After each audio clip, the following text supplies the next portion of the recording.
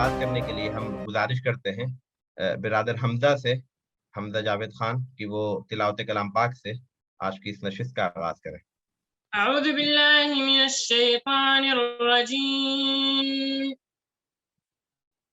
بسم اللہ الرحمن الرحیم۔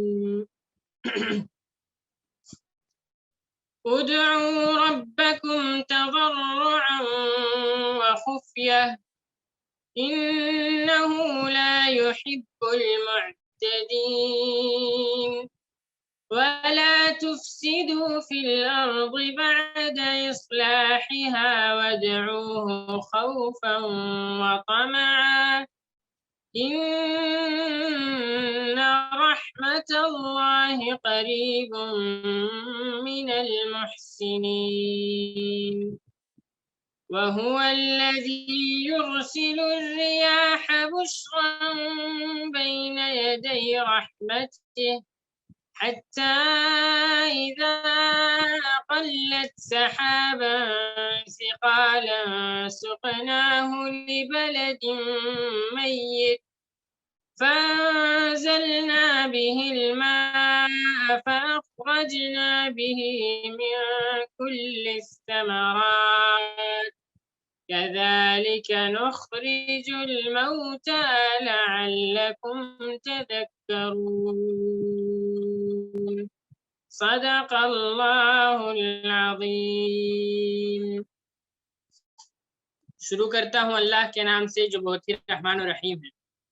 تم لوگ اپنے پروردگار سے دعا کیا کرو، گڑ گڑا گڑگڑا کر بھی اور چپکے چپکے بھی۔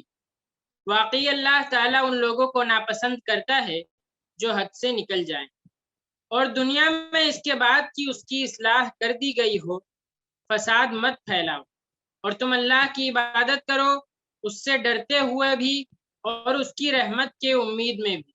بے شک اللہ تعالیٰ کی رحمت نیک کام کرنے والوں کے بہت قریب ہے، اور وہ ایسا ہے کہ اپنی باران رحمت سے پہلے ہواؤں کو بھیجتا ہے کہ وہ خشک کر دیتی، یہاں تک کہ جب وہ ہوائیں بادلوں کو اٹھا لیتی ہیں تو ہم اس بادل کو کسی خشک سرزمین کی طرف ہانک لے جاتے ہیں، پھر اس بادل سے پانی برساتے ہیں، پھر اس پانی سے ہر قسم کے پھل نکالتے ہیں، یوں ہی ہم مردوں کو نکال کر کھڑا کر دیں گے تاکہ تم سمجھو۔ صدق اللہ العظیم۔ تو اب ہم اس کتاب کے اوور ویو کے لیے، تلخیص کے لیے برادر مبشر الدین فاروقی سے گزارش کریں گے کہ وہ اس کتاب کی تلخیص پیش کرے۔ برادر مبشر الدین فاروقی اس وقت ریسرچ اسکالر ہیں، پی ایچ ڈی کر رہے ہیں سوشیولوجی سے۔ آپ ایس آئی او کے سیاسی ممبر ہیں، اور اس کے علاوہ رفیق منزل جو ایس آئی او کا ماہانہ اردو میگزین ہے اس کے آپ مدیر ہیں۔ تو ہم گزارش کرتے ہیں برادر مبشر الدین فاروقی صاحب سے کہ وہ اس کتاب کا اوور ویو ہمارے سامنے پیش کریں۔ اعوذ باللہ من الشیطان الرجیم، بسم اللہ الرحمن الرحیم۔ رب اشرح لی صدری ویسر لی امری واحلل عقدۃ من لسانی یفقهوا قولی، رب یسر ولا تعسر وتمم بالخیر۔ میں امید کرتا ہوں کہ میرا آڈیو اور ویڈیو دونوں جو ہے آپ لوگوں کے لیے ٹھیک ہوگا۔ اگر سننے میں کوئی دقت آ رہی ہو تو آپ برائے کرم مجھے فوری اطلاع کریں۔ تو عزیز سامعین، اس پروگرام میں مجھے جو ذمہ داری دی گئی ہے وہ یہ جو کتاب ہے اصلاح معاشرہ، جس کے اوپر گفتگو آج ہماری اس نشست کا مقصد ہے، اس کا خلاصہ آپ لوگوں کے سامنے بیان کروں۔ دوستو، اصلاح معاشرہ یہ وہ لفظ ہے جب جو اردو اخبارات میں، میگزین میں اور ہمارے لٹریچر میں اور ہماری تقریروں میں کثرت سے مستعمل ہوتا ہے۔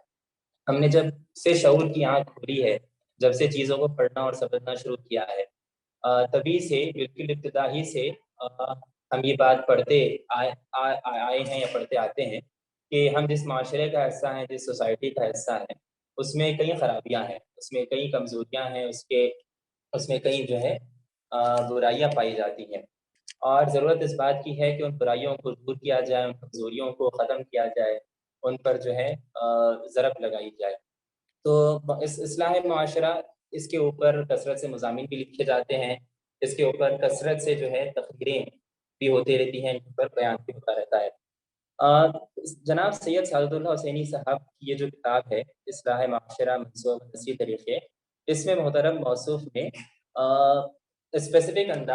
اسپیسیفک انداز میں جو ہے اصلاح معاشرہ کو ایڈریس کرنے کی کوشش کی ہے، اور کچھ خاص ٹاپکس کے ذیل میں اصلاح معاشرہ چونکہ ایک بہت وائڈر بہت وسیع تھیم ہے اور اس کے ذیل میں کئی چیزیں بیان کی جا سکتی ہیں، تو اس کتاب کی خاص بات یہ ہے یا موصوف نے یہ کیا کہ اس کو ذیلی موضوعات میں ڈیوائڈ کیا، بجائے اس کے کہ ہر ایک موضوع پر یا ہر ایک سب ٹاپک پر کلام کرنے کے موصوف نے چند موضوعات سلیکٹ کیے ہیں اور ان موضوعات پر اپنی آراء اور اپنے حاصل مطالعہ اس کے اوپر ان کے مشورے اور تجاویز کو پیش کیا ہے۔ اس کتاب میں بنیادی طور پر 6 ابواب ہیں۔ میں اپنی گفتگو میں جو ہے اس کتاب کا مختصر خلاصہ پیش کروں گا، اور اگر موقع رہا تو اس کے بعد اس کتاب پر اپنے جو کچھ تاثرات یا احساسات ہیں وہ آپ کے سامنے بیان کرنے کی کوشش کروں گا۔ محترم نے اس کتاب کے پیش لفظ میں بات لکھی ہے کہ جدید جو معاشرہ ہے وہ صرف افراد کے مجموعے کا نام نہیں ہے۔ ایسا نہیں ہے کہ الگ الگ لوگ ہیں اور وہ ایک جگہ جمع ہو کے اس سے ایک معاشرہ بن کے آ گیا، بلکہ موصوف یہ کہتے ہیں کہ معاشرے کی افراد کے اجتماع سے ہٹ کر بھی اپنی ایک شناخت ہے، اس کی اپنی ایک شخصیت ہے، اور یہ وہ چیز ہے جو معاشرے پر اثر انداز ہوتی ہے۔ موصوف یہ لکھتے ہیں کہ جدید معاشرہ بہت نہایت پیچیدہ معاشرہ ہے، اور اس کے نہایت پیچیدہ عوامل سے اس معاشرے کی صورت گیری ہوتی ہے، کردار سازی ہوتی ہے۔ اس لیے اس معاشرے میں جب ہم اصلاح کا کام کرنا چاہتے ہیں یا تبدیلی کا کام کرنا چاہتے ہیں تو یہ کام صرف یا افراد کی تربیت کا کام محض واعظ و نصیحت سے ہونے والا نہیں ہے۔ اگر اس واعظ و نصیحت سے ہونے والا نہیں ہے تو پھر کیا ضروری ہے یا کیا اپروچ مناسب ہے؟ تو محترم موصوف نے جو اس کی نشاندہی کی، انہوں نے یہ لکھا کہ پیش نظر کتاب میں اصلاح معاشرہ کا ایک نیا اپروچ جو ہے تجویز کیا جا رہا ہے۔ اس اپروچ میں جدید معاشروں کی پیچیدہ ترکیب اور ان میں تبدیلی کے ہماگیر تقاضوں کا لحاظ رکھنے کی کوشش کی گئی ہے، اور سماجی تبدیلی اور سوشل انجینئرنگ کے جدید طریقوں سے بھی استفادہ کیا گیا ہے۔ تو معاشرے کی جو پیچیدگیاں ہیں، اس کا جو کمپلیکس اسٹرکچر ہے وہ بنتا کیسے ہے، اس میں الگ الگ کیا ایلیمنٹس ہوتے ہیں، وہ کیا رول پلے کرتے ہیں، اور اس پورے کانٹیکسٹ میں اس پورے سیناریو میں اصلاح معاشرہ کی کوشش کرنے کے لیے کیا کچھ بنیادی چیزیں ہو سکتی ہے، وہ سعادت صاحب نے اس گفتگو میں اس کے اوپر بحث کی ہے۔ اس کتاب کا پہلا جو باب ہے، پہلا چیپٹر ہے، اس کا عنوان ہے اصلاح معاشرے کا سماجیاتی اپروچ، جس میں انہوں نے اس بات کو بیان کیا ہے کہ معاشرہ اصل میں تعلق کا نام ہے، ایک فرد کا دوسرے افراد سے، ایک فرد کا جو سماج میں پائے جانے والے الگ الگ ادارے ہیں، جیسے مذہب ہے، جیسے ریاست ہے، جیسے تعلیم اور تعلیمی ادارے ہیں یا کلچر ہے، تو ایک فرد کا ان تمام الگ الگ چیزوں سے جو ریلیشن بنتا ہے، اور اسلامک پرسپیکٹو سے ہم یہ بھی کہتے ہیں کہ ایک فرد کا تعلق اپنے خالق کائنات سے، جس نے اس پوری کائنات کو اور اس انسان کو پیدا کیا۔ تو معاشرہ اصل میں ان ساری چیزوں سے بنتا ہے، اس پورے ریلیشن شپ کا جو نیٹ ورک ہے اس سے معاشرہ وجود میں آتا ہے۔ معاشرے میں دو چیزوں کی اہمیت ہوتی ہے۔ پہلی چیز ہوتی ہے ادارے، انسٹیٹیوشنز۔ ادارے اصل میں وہ چیز ہے جو کہ ایک اتھارٹی رکھتے ہیں، ان کی ایک حیثیت ہوتی ہے اور وہ معاشرے پر اثر انداز ہوتے ہیں۔ مثال کے طور پہ مذہب ایک ادارہ ہے جو افراد کے رویوں پر، ان کی سوچ پر، ان کے اعمال پر اثر انداز ہوتا ہے۔ تعلیم اور نظام تعلیم ایک ادارہ ہے جو ایک خاص طرح کی شخصیت کو پیدا کرتا ہے معاشرے میں۔ ریاست یا اسٹیٹ یا حکومت یہ ایک ادارہ ہے جو قوانین کے ذریعے سے یا اور بہت ساری چیزوں کے ذریعے سے معاشرے پر اثر انداز ہوتا ہے، معاشرے کی اس کے جو اسٹرکچر پر اپنا ایک اثر کریٹ کرتا ہے۔ تو دو چیزیں جو معاشرے میں اہمیت کی حامل ہوتی ہے، اس میں پہلی چیز ادارے ہیں جن کی مثال میں نے آپ کے سامنے بیان کی۔ دوسری جو چیز ہے وہ تہذیب ہے یا کلچر ہے۔ تہذیب اصل میں چند اصولوں کا نام ہے جن کی بنیاد پر ایک معاشرے میں افراد کسی چیز کو پسند کرنے لگتے ہیں، کسی چیز کو ناپسند کرتے ہیں۔ ان کے جو روزمرہ کے معمولات ہیں وہ ان اصولوں، ان تہذیب کی بنیاد پہ فارم ہوتے ہیں، بنتے ہیں۔ تہذیب وہ چیز ہے جو جن کی بنیاد پر روزانہ انسان کا رہن سہن، اس کا سلیقہ، تعلقات دیگر انسانوں سے اور چیزوں کو قبول اور رد کرنے کا معیار وغیرہ وغیرہ، یہ ساری چیزیں جو ہے تہذیب سے بنتی ہے۔ تو کسی بھی معاشرے کو اگر ہم کو سمجھنا ہے تو اس معاشرے کے اداروں کو یعنی انسٹیٹیوشنز کو اور اس معاشرے کی تہذیب کو یا کلچر کو سمجھنا ضروری ہے۔ اس کے بعد سعادت صاحب نے سوشل انجینئرنگ کی اصطلاح استعمال کی اور اس کو یوز کیا. وہ یہ کہتے ہیں کہ موجودہ زمانے میں سماج میں تبدیلی لانے کے لیے جو ہے وہ سوشل انجینئرنگ کا ایک پورا پیٹرن جو ہے وہ استعمال کیا جاتا ہے. سوشل انجینئرنگ کیا چیز ہے اس کو تفصیل کے ساتھ آگے کے چیپٹرز میں انہوں نے بیان کیا ہے, میں بھی اس پر آگے بات کروں گا. ایک اہم بات جو انہوں نے اس چیپٹر میں کہی ہے وہ یہ ہے کہ پہلے یہ ہوا کرتا تھا کہ جب ہم معاشرے میں تبدیلی کی بات کرتے تھے تو ریاستی سطح پر یا قومی سطح پر ہم چند موضوعات کو یا چند بڑی برائیوں کی نشاندہی کرتے تھے کہ یہ وہ برائیاں ہیں جن کو ہم کو ایڈریس کرنا چاہیے.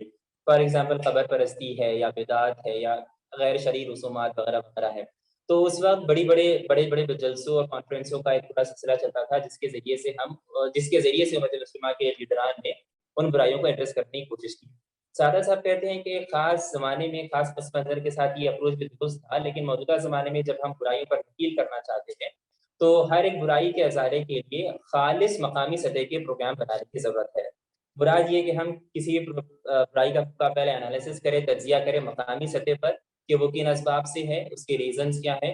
اگر ہم کو ان کا سدباب کرنا ہے, ان کو دور کرنا ہے تو مقامی سطح پر اس کے لیے کیا پروگرام بنا سکتے ہیں. تو ایک بہت اہم نقطہ جو اس کتاب میں پیش کیا گیا ہے وہ یہ ہے کہ اصلاح معاشرے کے لیے خالص مقامی سطح پہ پروگرام بنانے کی ضرورت ہے. تو یہ اس کتاب کا پہلا چیپٹر تھا جس میں انہوں نے معاشرہ کیا ہوتا ہے, کیسے بنتا ہے, اس کو بیان کیا ہے, سوشل انجینئرنگ کو انٹروڈیوس کیا ہے, اور اس کے علاوہ اصلاح معاشرے کے لیے مقامی سطح پر پروگرام بنائے جانے کی ضرورت کو جو ہے پیش کیا ہے.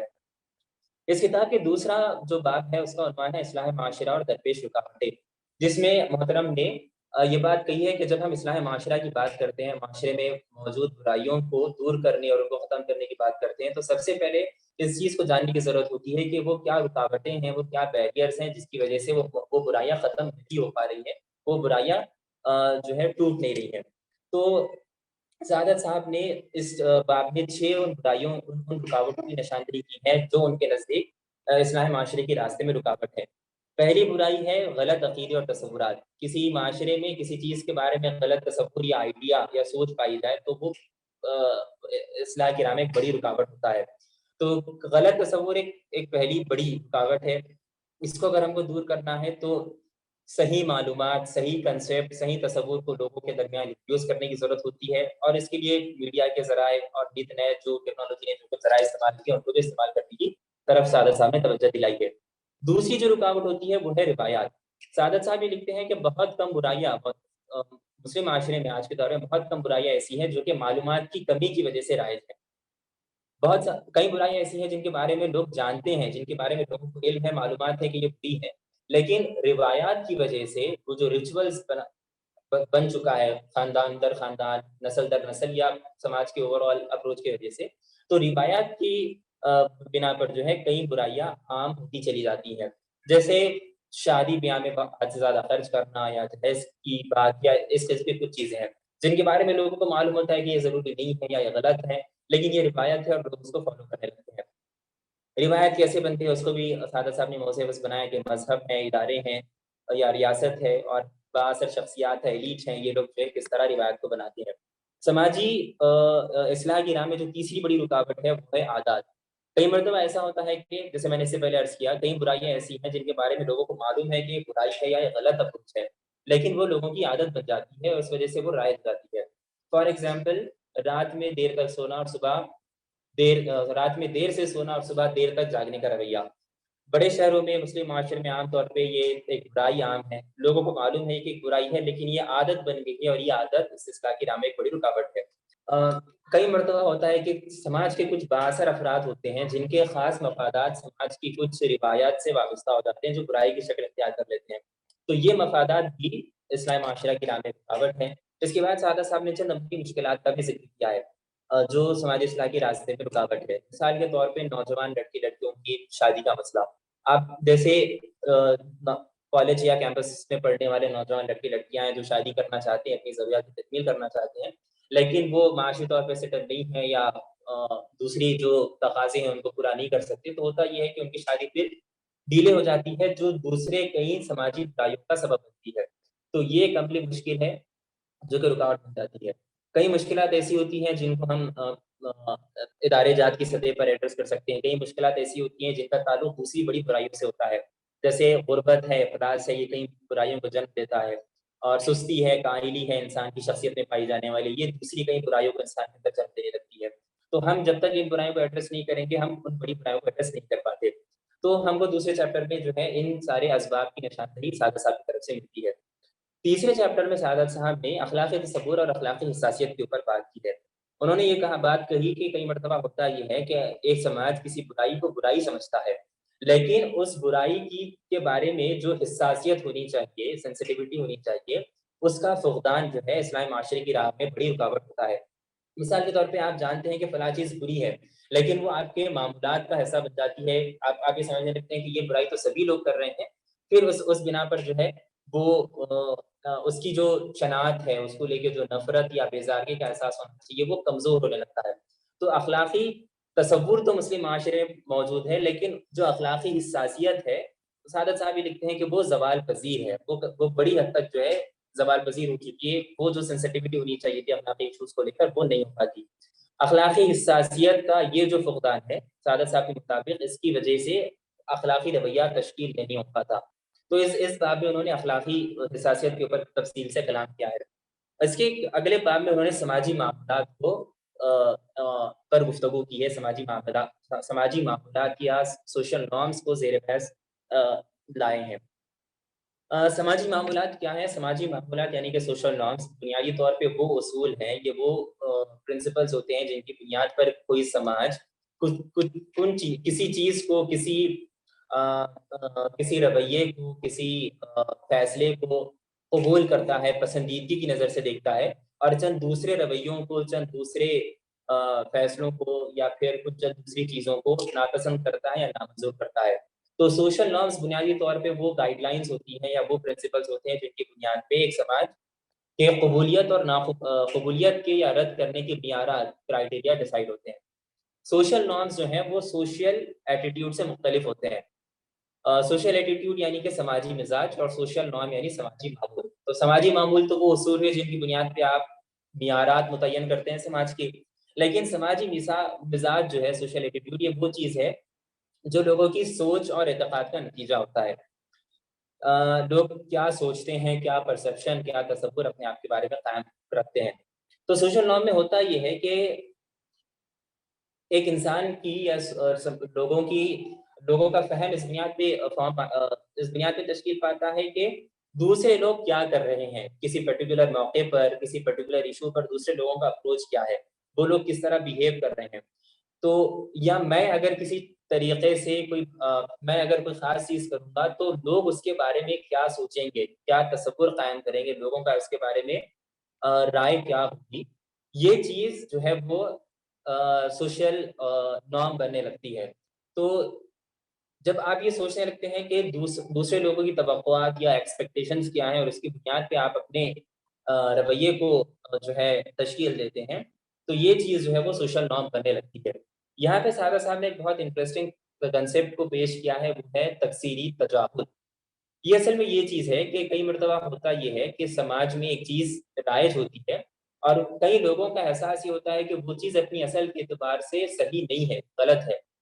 لوگ یہ جانتے ہیں کہ وہ چیز صحیح نہیں ہے، لیکن ایٹ دا سیم ٹائم کئی لوگ یہ بھی لوگ یہ بھی سمجھتے ہیں کہ مجھے اسے کرنا پڑے گا کیونکہ دوسرے لوگ اس کی توقع مجھ سے یہ کر رہے ہیں.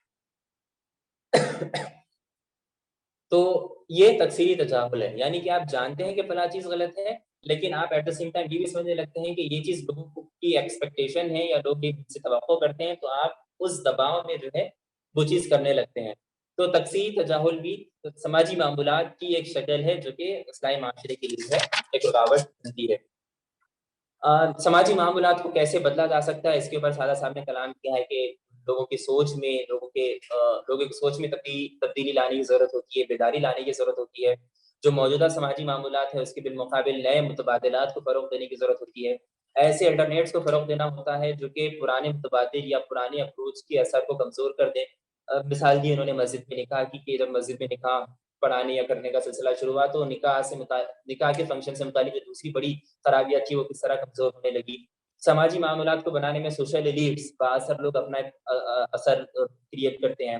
سماجی معاملات کے بننے میں ایک اہم اسٹیپ یہ ہے کہ آپ کسی بھی مثبت تبدیلی کو چاہے وہ چھوٹی ہی کیوں نہ اس کو مشہور کرے. انہوں نے یہ بات کہی کہ سماج میں ہوتا ہے کہ جب آپ یہ دیکھتے ہیں کہ ایک نمبر آف پیپل، ایک لوگ جو ہیں وہ کسی برائی کو کر رہے ہیں، تو یہ تصور کہ چند لوگ کسی برائی کو کر رہے ہیں اس برائی کو نارملائز کر دیتا ہے، اس برائی کو نارمل بنا دیتا ہے. برائی کا تذکرہ بھی برائی کو نارمل کرنا ایک لیول کے بعد اس برائی کو نارمل کرنے لگتا ہے. تو بالکل اسی طرح اس کے کاؤنٹر میں جب ہم اصلاح کی کوشش کرنا چاہتے ہیں تو ضروری یہ ہے کہ ہم جو ہے مثبت تبدیلیوں کی یا الٹرنیٹ جو اپروچز ہیں اس کو پراپر طریقے سے اس کی تشہیر کریں اور اس کو مشہور کرنے کی کوشش کریں. اس کے بعد کے 2 چیپٹرز میں سعادت صاحب نے سوشل انجینئرنگ کی جو ہے اس کے اوپر بات کی ہے. سوشل انجینئرنگ بنیادی طور پہ وہ حکمت عملی ہے یا وہ منصوبہ بند کوششیں ہیں جس کے نتیجے میں کسی سماج کے رویوں میں، اس کی سوچ میں، اس کے عقائد میں منصوبہ بند طریقے سے تبدیلی لانے کی کوشش کی جاتی ہے. سعادت صاحب نے اس پر تفصیل سے کلام کیا ہے. انہوں نے مثال پیش کی کس طرح نازی جرمنی میں 2 گروہوں کو نسلی بنیادوں پر ایک دوسرے سے الگ کرنے کی کوشش کی گئی. ترکی میں جنگ عظیم کے بعد کس طرح وہاں کے لوگوں میں خاص قسم کے رہن سہن، تہذیب کو پروموٹ کرنے کی کوشش کی گئی سوشل انجینئرنگ کے ذریعے سے. سوشل انجینئرنگ کا مثبت استعمال بھی ہوتا ہے. سنگاپور کی ایک مثال انہوں نے ذہن میں پیش کی ہے. سوشل انجینئرنگ کے بالمقابل ایک تصور تدریجی انجینئرنگ کا ہے جو کارل پاپر نے پیش کیا تھا، اور یہ وہ ہے کہ کسی سماج کو بہت ریپڈلی، بہت ہارڈ اینڈ فاسٹ اسٹیپس کے ذریعے سے تبدیل کرنے کے بجائے تدریج کے ساتھ اسٹیپ بائی اسٹیپ، مرحلے وار آپ کو جو ہے تبدیل کرنے کی کوشش کریں. اس میں ہوتا یہ کہ آپ پہلے اہم تر برائیوں کی طرف توجہ دیتے ہیں اور ان کو ختم کرنے کی کوشش کرتے ہیں، اور اس کے بعد تدریج کے ساتھ دیگر برائیوں پر قدغن لگاتے ہیں، ان پر ضرب لگانے کی کوشش کرتے ہیں. تو سوشل انجینئرنگ کے لیے سماجی فہم کی ضرورت ہے، اس کے لیے سماجی معاملات کو جاننے کی ضرورت ہے. یہ مصنف نے بیان کیا ہے. اس کے بعد انہوں نے اگلے چیپٹر میں چند عملی مثالوں کو پیش کیا ہے کہ کس طرح باطل طاقتوں نے سوشل انجینئرنگ کی تکنیک کا استعمال کیا ہے خاص سیاق کو پروموٹ کرنے کے لیے. بیجنگ کانفرنس کے حوالے سے انہوں نے یہ بات کہی کہ کس طرح 1995 میں بیجنگ ڈکلیریشن ہوا، جینڈر ایکوالٹی کے لیے کچھ چیزیں، کچھ مقاصد طے کیے گئے، اور ان مقاصد کو حاصل کرنے کے لیے حکومت کی سطح پر، این جی اوز کی سطح پر، میڈیا کی سطح پر، الگ الگ کارپوریشن ہاؤسز، تجارتی اداروں کی سطح پر کیا کچھ کوششیں ہو سکتی ہیں اپنے اس خاص تصور کو پروموٹ کرنے کے لیے. اس کی تفصیل کو انہوں نے بیان کیا ہے.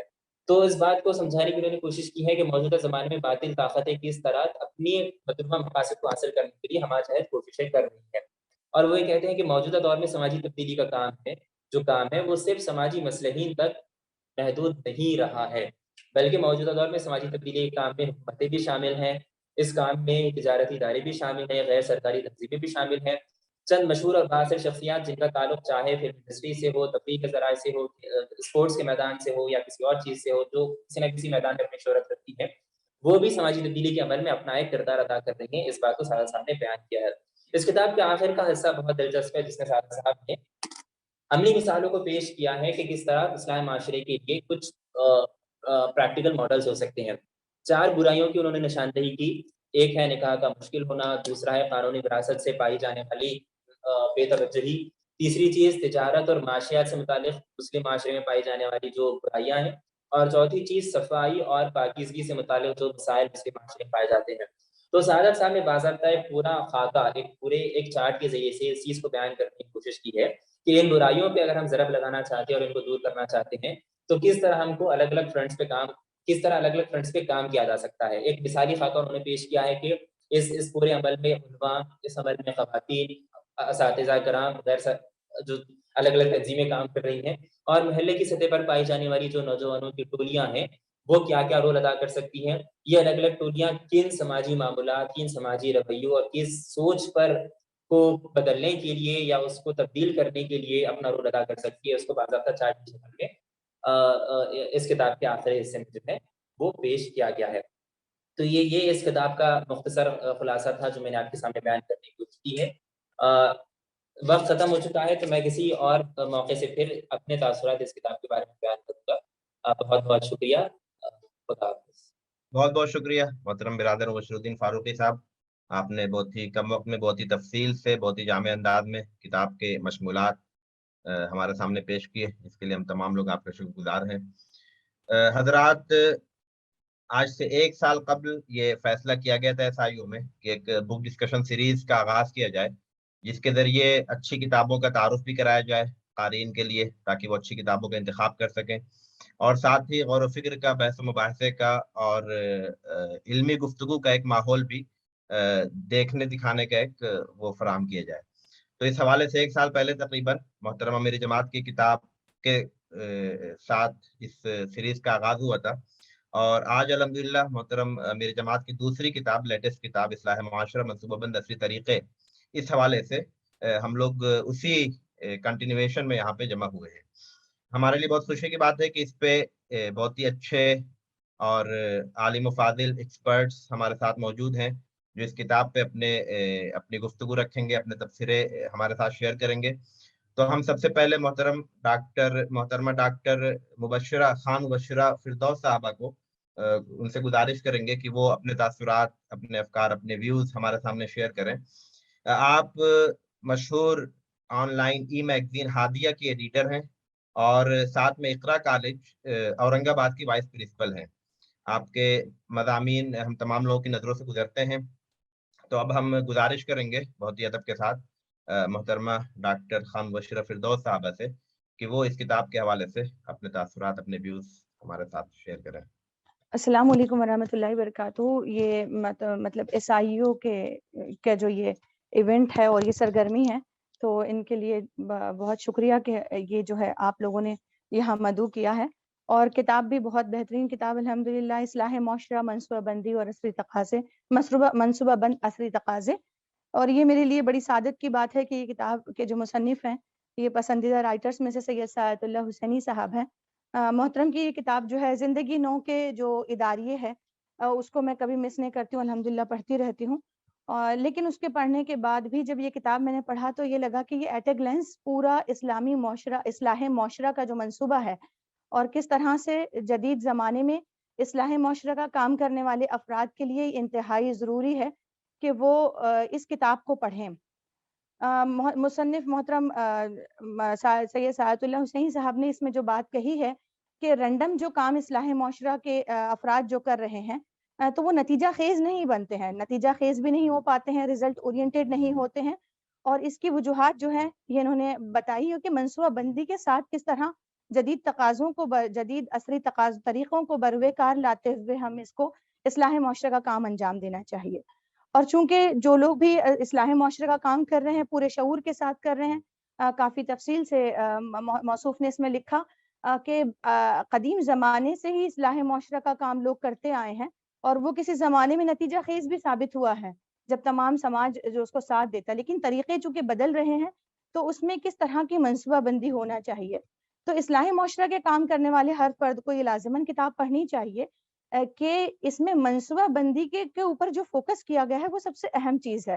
منصوبہ بندی پہ فوکس نہ صرف یہ کہ رینڈملی اس میں بتایا گیا ہے، ہر مضمون، ہر مقالہ دوسرے سے مربوط ہے، اور ایٹ اے گلینس پوری جو کتاب ہے اس کتاب میں کیا تقاضے ہیں، جدید تقاضے کیا ہیں، اور کس طرح کی منصوبہ بندی ہونی چاہیے، دیگر اقوام کس طرح سے منصوبہ بندی کر رہی ہے، اور اپنے کاز کو نتیجہ خیز بنانے کے لیے دیگر اقوام جو ہے نہ صرف یہ کہ اپنے بزنس کو کارپوریٹ کلچر میں، بلکہ اس کے ساتھ ساتھ یہ کہ اپنے منصوبے کو بروے کار لانے کے لیے، متوقع تبدیلی کے لیے سماج میں منصوبہ بند کوششیں کی جا رہی ہیں۔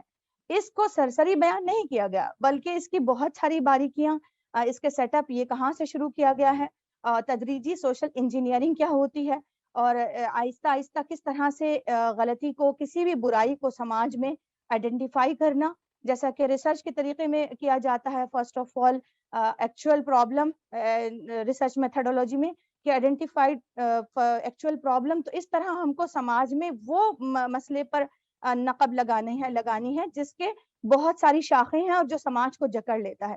تو کس طرح ہم جو ہے منصوبہ بندی کریں۔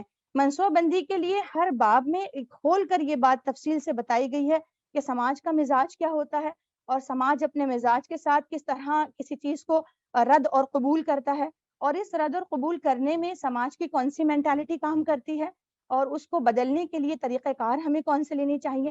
بڑا لطیف نقطہ اس میں یہ واضح کیا گیا کہ سماجی تبدیلی کے لیے، سوشل انجینئرنگ کے لیے سب سے اسٹرانگ جو چیز ہوتی ہے وہ اقتدار ہوتا ہے۔ جو برسر اقتدار قومیں جو ہیں وہ سوشل اداروں پر اثر انداز ہو کر تبدیلی واقع ہوتی ہے اور وہ تبدیلی کو لے آتی ہے. بہت ساری مثالیں دی گئی ہیں، جیسا کہ خواتین کی تعلیم کو لے کر ہے، صفائی کی مہم ہے. اس کو حکومت کی طرف سے جو طریقہ کار انہوں نے اختیار کیا، ان طریقہ کار کے ذریعے سے سماج میں ایک تبدیلی در آئی. سماجی اصلاح معاشرہ کا کام کرنے والے افراد کو بھی اسی نہج پر منصوبہ بندی کرنے کی ضرورت ہے. اس نہج پر منصوبہ بندی کرنے کے ساتھ ساتھ یہ بھی اس میں بتایا کہ اس کو ایک مشاہدہ کار ہونا چاہیے. ایک فرد کو جو ہے بہت ڈیپ سماج کا مشاہدہ کرنا چاہیے، کچھ تجربات سے، کچھ ڈیٹا کلیکشن کے ذریعے سے اس مسئلے کو سمجھے اور اس مسئلے کو کس طرح سے وہ درکار موجود وسائل کو کا استعمال کرتے ہوئے کس طرح وہ اپنے منصوبے کو روبہ عمل لا سکتا ہے، اس پر اس کو توجہ دینی چاہیے. پھر اسی کے ساتھ ساتھ اس کو بالکل ایک مطلب سرے کے ساتھ پکڑتے ہوئے جو مطلب موصوف صاحب کتاب نے جو بات آگے سمجھائی ہے کہ کس طرح سے حساسیت ختم ہو جاتی ہے، کسی بھی چیز کی حساسیت جو ہے وہ بالکل متاثر ہو جاتی ہے. دیکھیے اس کے الفاظ پیج نمبر 25 پر یہاں لکھا ہے کہ غلط معمولات کی تشہیر ان کو مستحکم کرتی ہے. کچھ معمول ایسے ہوتے ہیں سماجی کہ ہم جو ہے سماج کے پریشر میں ہوتے ہیں، ہم سوچتے ہیں کہ سماج ایسے کر رہا ہے. جیسے آپ سود کی لعنت کو دیکھیں کہ لوگوں نے ہر چیز پر رینٹ چیزوں کو لینا شروع کر دیا، ہر چیز کے لیے وہ لون وغیرہ کے چکر میں عام بات ہو گئی ہے لون کے معمولات میں پھنس جانا. اس طرح کی بہت ساری مثالیں ہیں. موصوف لکھتے ہیں کہ سماجی معمول بنتا ہی اس لیے ہے کہ لوگ یہ سمجھتے ہیں کہ دوسرے یہ کام کر رہے ہیں، مطلب ایک نارم بن جاتی ہے، ایکسیپٹیبل چیز بن جاتی ہے. اسی لیے ان پر عمل کے جتنے زیادہ واقعات علم میں آتے جائیں گے، یہ یقین اور مستحکم ہوگا کہ یہ عمل سماج میں عام اور سماج کے لیے نزدیک پسندیدہ عمل ہے. اسی کے ساتھ انہوں نے کہا کہ چند مثالیں ایسی بھی ہیں کہ غلط چیزوں کی تشہیر ہونے لگتی ہے. جیسے کسی مسئلے پر بہت دھوم دھام سے مسلم لڑکیاں غیر مسلم لڑکوں کے ساتھ شادیاں کر رہی ہیں، اس کو لوگ بہت بڑھ چڑھ کر پیش کرتے ہیں. مقررین اور واٹس ایپ مصلحین اس رجحان کے مبالغے کے ساتھ اعداد و شمار کے ساتھ پیش کرتے ہیں، اور آہستہ آہستہ لوگ اس بات کو سننے کے عادی ہو جاتے ہیں، اس کی انٹینسٹی جو ہے وہ ختم ہو جاتی ہے. تو برائی کی بہت زیادہ تشہیر بھی معمول بنا دیتی ہے، معمول کی بات، یعنی یہ تو روزمرہ کی بات ہے، اور بعید نہیں ہے کہ جنریشن کے ذہن میں آتا ہے کہ سبھی لوگ کر رہے ہیں، یہ عام بات ہے. اسی طرح بہت ساری چیزوں کو معمول کے حوالے سے حساسیت کو ختم کر دینا کسی بھی چیز کی. پھر اس کے ساتھ ساتھ موصوف نے جو بات سب سے اہم کی ہے وہ سوشل انجینئرنگ کے حوالے سے. صحیح بات تو یہ ہے کہ اس کتاب میں پہلی مرتبہ لفظ سوشل انجینئرنگ، اگرچہ کہ سوشل چینج پڑھا تھا لیکن سوشل انجینئرنگ کو کس طرح سے ورک کرتا ہے اس کتاب ہی سے سمجھا. اصلاح معاشرے پر اتنی جامع، مربوط اور مبسوط کتاب اس سے پہلے نہیں پڑھی ہے. بہت ساری چیزیں برائیوں کے حوالے سے آئیڈینٹیفائی ہوتے آیا کہ یہ برائی ہے، دل میں برا بھی سمجھا، لیکن اس قدر منصوبہ بندی اقوام عالم میں ہو رہی ہے اور ہمیں کرنا چاہیے، اور اسلامی معاشرہ کے کاز کو انجام دینے والے افراد کو اس قدر مطلب اتنی باریکی کے ساتھ اس نہج پر کام کرنا چاہیے. یہ اس کتاب کو پڑھ کر واقعی جانا ہے. اور اسی کے ساتھ یہ کہ اس میں جو بات مطلب جو حوالے ہیں، سب سے عمدہ بات اس میں ہر بات حوالے کے ساتھ کہی گئی ہے. اس میں جو سوشل انجینئرنگ کے حوالے سے جو بات کہی گئی ہے اس پر مجھے یاد آیا کہ الفاروق میں علامہ شبلی رحمۃ اللہ علیہ نے لکھا الفاروق میں کہ حضرت عمر رضی اللہ تعالیٰ عنہ کے کارناموں میں ایک کارنامہ یہ بھی تھا کہ انہوں نے دیگر جو حکومتیں تھیں ان سے عشور، رصد اور دستاویزات کا علم سیکھا تھا. بالکل ایسے ہی یہ اڈاپٹ کی گئی چیز جو کہ مطلب سوشل انجینئرنگ کے طور پر کہ لوگ سماج میں متوقع تبدیلی کے لیے جس طرح کی منصوبہ بندی کرتے ہیں، اسی طرح کی منصوبہ بندی کو اڈاپٹ کرتے ہوئے اصلاح معاشرہ کا کام انجام دینے والے افراد اپنے موجود وسائل کو بروئے کار لاتے ہوئے اس کاج کو انجام دیں. یہ بات اس پر بہت فوکس بہت اچھی طرح سے کیا گیا ہے. نہ صرف فوکس کیا گیا ہے بلکہ اس کی بہت ساری مثالیں بھی پیش کی گئی ہیں. مثالوں کے ساتھ یہ بھی بات پیش کی گئی ہیں کہ کس نہج پر کام کیا جا رہا ہے. جیسا کہ ایجوکیشن میں کہا جاتا ہے کہ ایکشن ریسرچ ہو کہ آپ نے اپنے تدریسی مقاصد کو کتنے فوراً سے پیشتر اس تدریس میں مطلب اس ٹیچنگ میں کتنے حاصل کیے ہیں، اس پر آپ ایکشن ریسرچ کریں. اسی طرح باطل قوتیں کہ کس طرح سے ہمارے اپنے پروڈکٹ کو سیل کرنے کے لیے یا پھر اس نظریے کی ترویج کے لیے کس طرح سے ہم نے کتنی آبادی کو کنٹرول کیا ہے اور کس نہج پر اس کو کنٹرول کرنے کے لیے اور کیا کیا صورتیں پیش آ سکتی ہیں، اتنے چوکنا ہے. تو اس سے کمتر اسلامی معاشرہ کے افراد، اصلاح معاشرہ کی کوشش کرنے والے افراد کو قطعاً نہیں ہونا چاہیے. یہ مطلب موصوف کی کتاب کا جو لب لباب تھا، یہ چیز جہاں تک میں سمجھی ہوں، ہر ایک انسان کا وے آف پرسیفرنس جو ہے وہ ڈفرینٹ ہوتا ہے. تو اس لحاظ سے تو جو میں نے سمجھا ہے کہ فوکس یہی ہے کہ ہم کو ہماری अपनी मनसूबा बंदी भी जदीद तकाज़ों को सामने रखते हुए हो। इसी के साथ यहाँ पर जो बातिल क़ुव्वतों की तमाम तफसीलात को पेश करने के बाद जो सरमायादाराना कॉर्पोरेट कल्चर है उसको पेश करने के बाद अमली मिसालों को भी, यहाँ अगर ये मौजू हो जाता तो ये अधूरा रह जाता वाकई, और इसको किस तरह से अमल में लाए इसका एक बहुत बड़ा सवाल पैदा होता है। यहाँ मौसूफ ने अमली जो मिसालें पेश की हैं, आसान निकाह को आसान करने के लिए निकाह क्यों मुश्किल हो रहा है। अगर पूरे समाज को एक सरतान की तरह जकड़ा हुआ जो अमल है कि बच्चे की पैदाइश से लेकर निकाह ही है जिसके लिए तमाम कोशिशें की जाती हैं, उसको बहुत ही उम्दा तरीके से बयान किया है। किसी डिस्कशन में इसका मुकम्मल अहाता करना नामुमकिन है। तो इसको वाकई जितने सामीन हैं और जो लोग भी सुने इसको, इस किताब को जरूर पढ़ें। ये कि काज ही अधूरा है अगर इस किताब को ना पढ़ें, जहां तक मैंने समझा। उसके इसी के साथ साथ ये कि इसमें जो अमली मिसालें पेश की हैं, ना सिर्फ अमली मिसालें पेश की हैं बल्कि बाकायदा खोल कर उसमें ये चीजें भी वाज़ेह तौर पर बता दी है कि किसको किस दायरे में रहकर कितना काम करना चाहिए। एक चार्ट है जिसमें अगर हम खवातीन के मसले पर बात करें तो एक छोटा सा सबक है खवातीन के हवाले से कि वो किस तरह काम करें, किस तरह अच्छे कामों की तशहीर करें, अमली मिसालों के लिए वो जो है मौसर अफराद को अमली मिसालों के लिए तैयार करें, उनको मीडिया में लाएं और मीडिया के जरिए से उसको तरवीज देने की मामूल बनाने की कोशिश करें और ये तस्वुर करें कि ये इस्लाह मुआशरा का काम है। मिसाल के तौर पर एक बात याद आती है कि अगर किसी एक राइटर के बारे में ये बात कही गई थी, मैं नाम उसका भूल रही हूँ कि उस राइटर का नाम मैं भूल गई हूँ कि वो राइटर जब एयरपोर्ट पे उतरते हैं तो उन्होंने कुली करने के बजाय अपना सामान खुद लाद लिया और फिर जब देखा कि बहुत टाइम है मतलब अभी और वेटिंग में रहना है तो उन्होंने बहुत सारे लोगों का सामान भी उठाकर खुद मदद करना शुरू कर दी। गोया एक इतना मकबूल तरीन इंसान जो है इस तरह से इस नहज पर लोगों का सामान उठाने लगे तो रिवाज देने के लिए आपको बबांगे दहल करना होता है, समाज और मुआशरे को का ख्याल रखे बगैर ये काम अमलन करने के लिए मैदान में चले आना होता है। और भी एक दावती हवाले से किसी ने मिसाल देकर कही कि मैंने अपने बच्चे से कहा कि आप जरा ये बुढ़िया का सामान उठाओ और चलने लगो क्योंकि ये बुढ़िया मजबूर है, तो उसने कहा वो मुझे डांट देगी और मैं ऐसा नहीं कर सकता हूँ क्योंकि वो यूज टू नहीं है उस बात से कि किसी का सामान वो उठाकर चलने लगे। तो जो चीज हमको मामूल बनाने के लिए मैदान में अमली इक़दाम करने की जरूरत है उस पर फोकस इस किताब में कहा गया। साथ ही जो बात दूसरा वाला जो टॉपिक है कि जो इसमें बात कही गई है कि जो प्रॉपर्टी विरासत, कानूनी विरासत की बात जो कही है ये बहुत उम्दा तरीके से कि कानून के किस तरह की गलतियां आम तौर पर हम करते हैं और उन रिवायतों से चिमटे हुए हैं, बल्कि उसको हम उसकी हसासियत भी हमारे नजदीक खत्म हो गई है कि किसी लड़की का हिस्सा दिया जाना चाहिए या फिर ये कि वालिद के इंतकाल से पहले ही इस बात की उम्मीद की जाए कि उसका माल जो है हमें मिल जाए। इसके साथ साथ जहां पर मैंने एक तशनगी यहाँ महसूस की है कि खवातीन में भी खुद प्रॉपर्टी होल्डर होने और प्रॉपर्टी राइट्स का ये एहसास खवातीन में भी नहीं होता। अगरचे कि इस किताब की इस तशनगी को दूसरी वाली जो किताब है मौसूफ की वो फुलफिल कर देती है, लेकिन यहाँ पर मुझे ऐसा महसूस हुआ कि इस बाब में कि खवातीन खुद भी नहीं चाहती हैं कि वो जो है दूसरों के नजदीक मातूब हों, अपने रिश्तेदारों के नजदीक, और वो अपने भाइयों से अपना हिस्सा मांग सकें। मांगने का एहसास उनमें नहीं होता है। और फिर ये होता क्यों नहीं है? इस वजह से भी ये नहीं होता कि एक खातून अच्छी तरह जानती है कि वालिद और भाई से वो हिस्सा ले लेगी, लेकिन लेने के बाद शोहर को जाकर वो ऐसे जम हो जाएगा कि उसको एहसास भी नहीं होगा कि वो प्रॉपर्टी उसकी अपनी थी, वो जाय हो जाएगी। बेहतर है कि खूनी रिश्तों पर वक्फ कर दिया जाए क्योंकि एक इनसिक्योरिटी हमेशा उसकी बाकी रहती है अपने शोहर के साथ।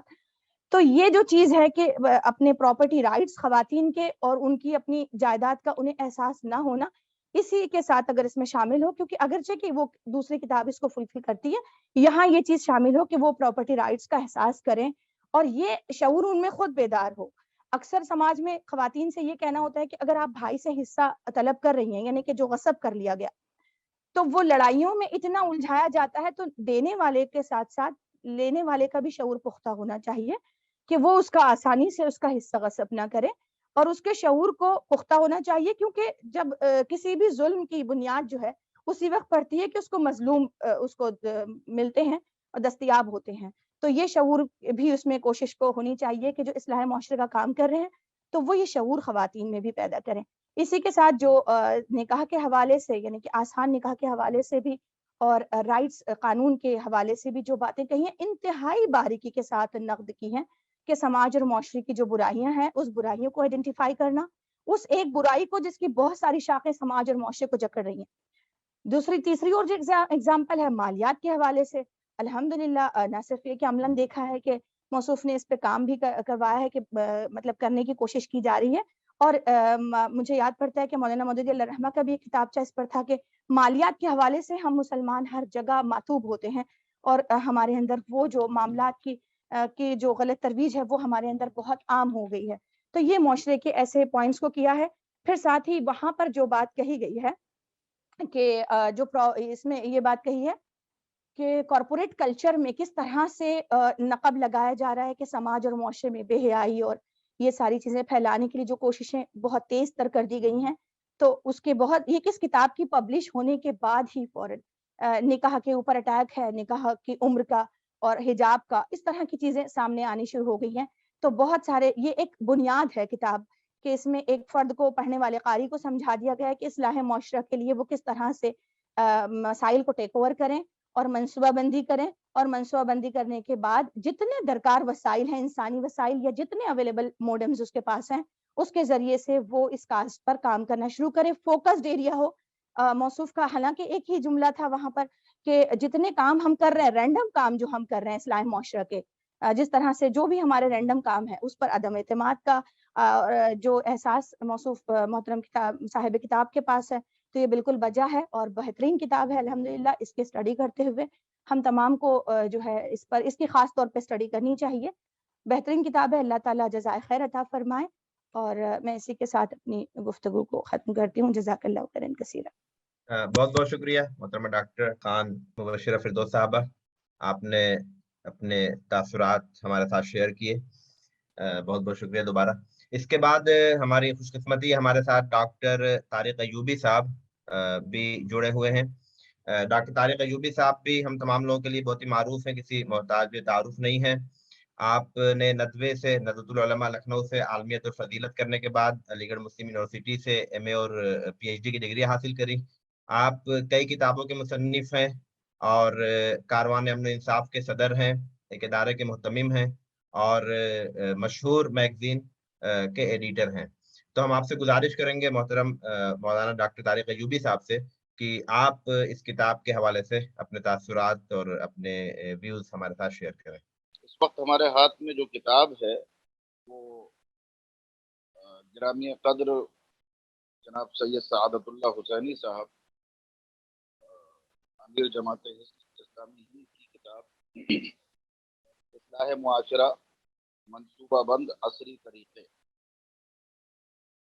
सच्ची बात यह है कि ये किताब हमारी दीनी तहरीकात और हमारी तंजीमों और इस्लाह मुआशरा के अमल में जो मुतहर्रिक अफराद हैं उनके लिए एक बड़ा नायाब और बड़ा गराक़द्र तोहफा है। अपने मौजू पर यह बड़ी मुनफरिद किताब है। मेरी नज़र से जब से शूर की आंखें खुली हैं, मेरा ख्याल है कि सबसे ज़्यादा जिस इस्तिलाह का चर्चा अपने गिरदोपेश में पाया है वो इस्लाह मुआशरा की इस्तिलाह है। मैं बहुत छोटा था जब नदवे में एक बहुत बड़ी कॉन्फ्रेंस हुई थी इस्लाह मुआशरा के उन्वान से, और इस्लाह मुआशरा के जलसे तो हमारी मिल्लत का मामूल है। हर गली कूचे में हर जगह बड़े बड़े बैनर नजर आते हैं और उन बैनर पर लिखा होता है इस्लाह मुआशरा कॉन्फ्रेंस।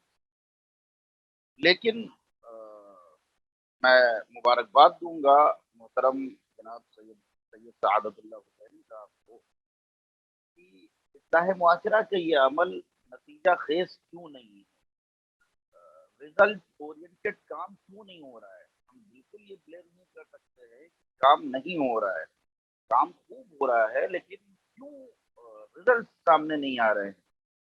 इस इस्लाह मुआशरा पर अगर आप अंदाजा करें तो मेरा ख्याल ये है कि करोड़ों रुपए की कॉन्फ्रेंसें और जलसे हो जाते हैं, उस मुआशरे की इस्लाह क्यों नहीं हो पा रही है।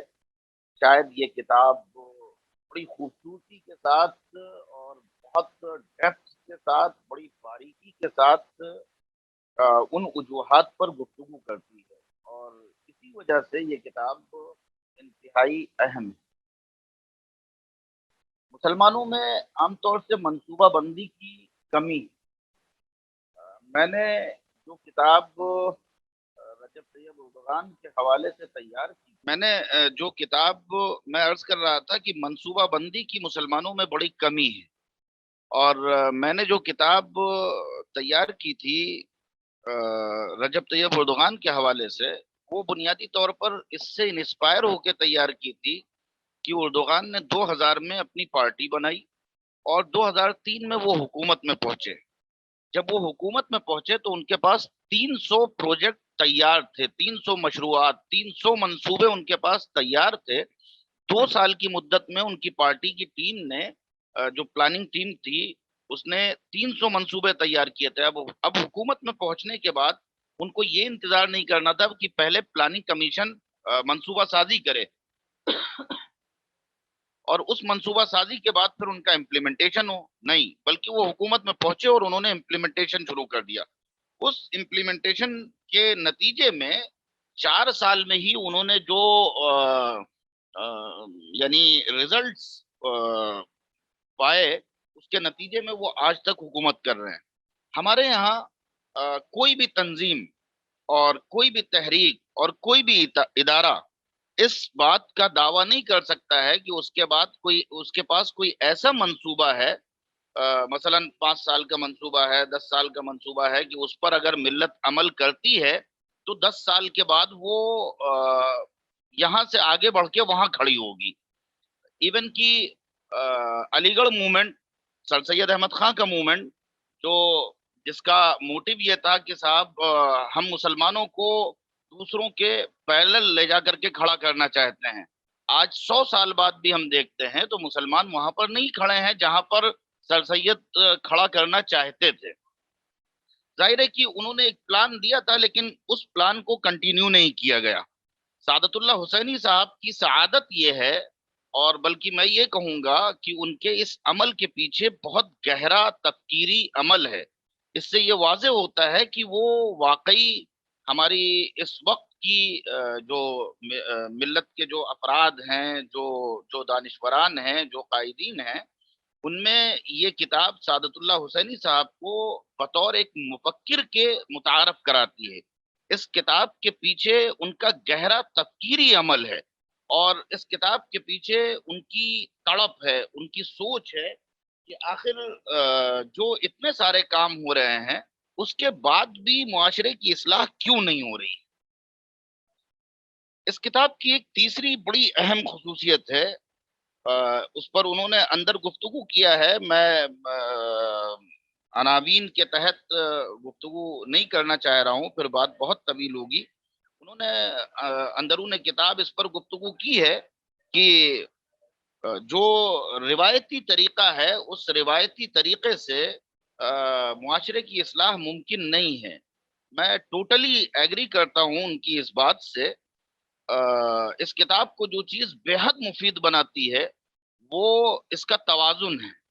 سعادت اللہ صاحب نے اصلاح معاشرہ کے لیے ایک طرف کو قرآن و سنت سے بڑے ٹھوس حوالے نقل کیے ہیں، اور دوسری طرف انہوں نے جو ماڈرن میکانزم ہے، جو عصری اپروچز ہیں، عصری وسائل ہیں، ان کو بڑے زبردست انداز میں انٹروڈیوس کرایا ہے، اور ظاہر ہے کہ اس میں انہوں نے جو نیگیٹو اپروچز ہیں ان کا بھی تذکرہ کیا ہے اور پازیٹیو اپروچز کا بھی تذکرہ کیا ہے۔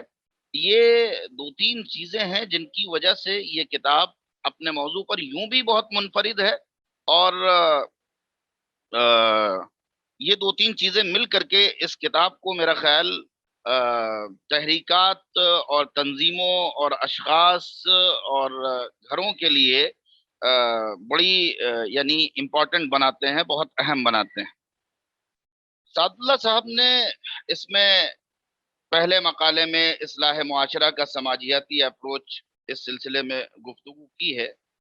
میں سمجھتا ہوں کہ سماج میں جو چیز سب سے زیادہ سماج کو ہیلدی بناتی ہے، مفید بناتی ہے، اور سماج کو تعمیر کرتی ہے، اور عہد نبوی کے سماج میں جس چیز نے سب سے بڑا کردار ادا کیا تھا وہ تھا خدا کا استحضار.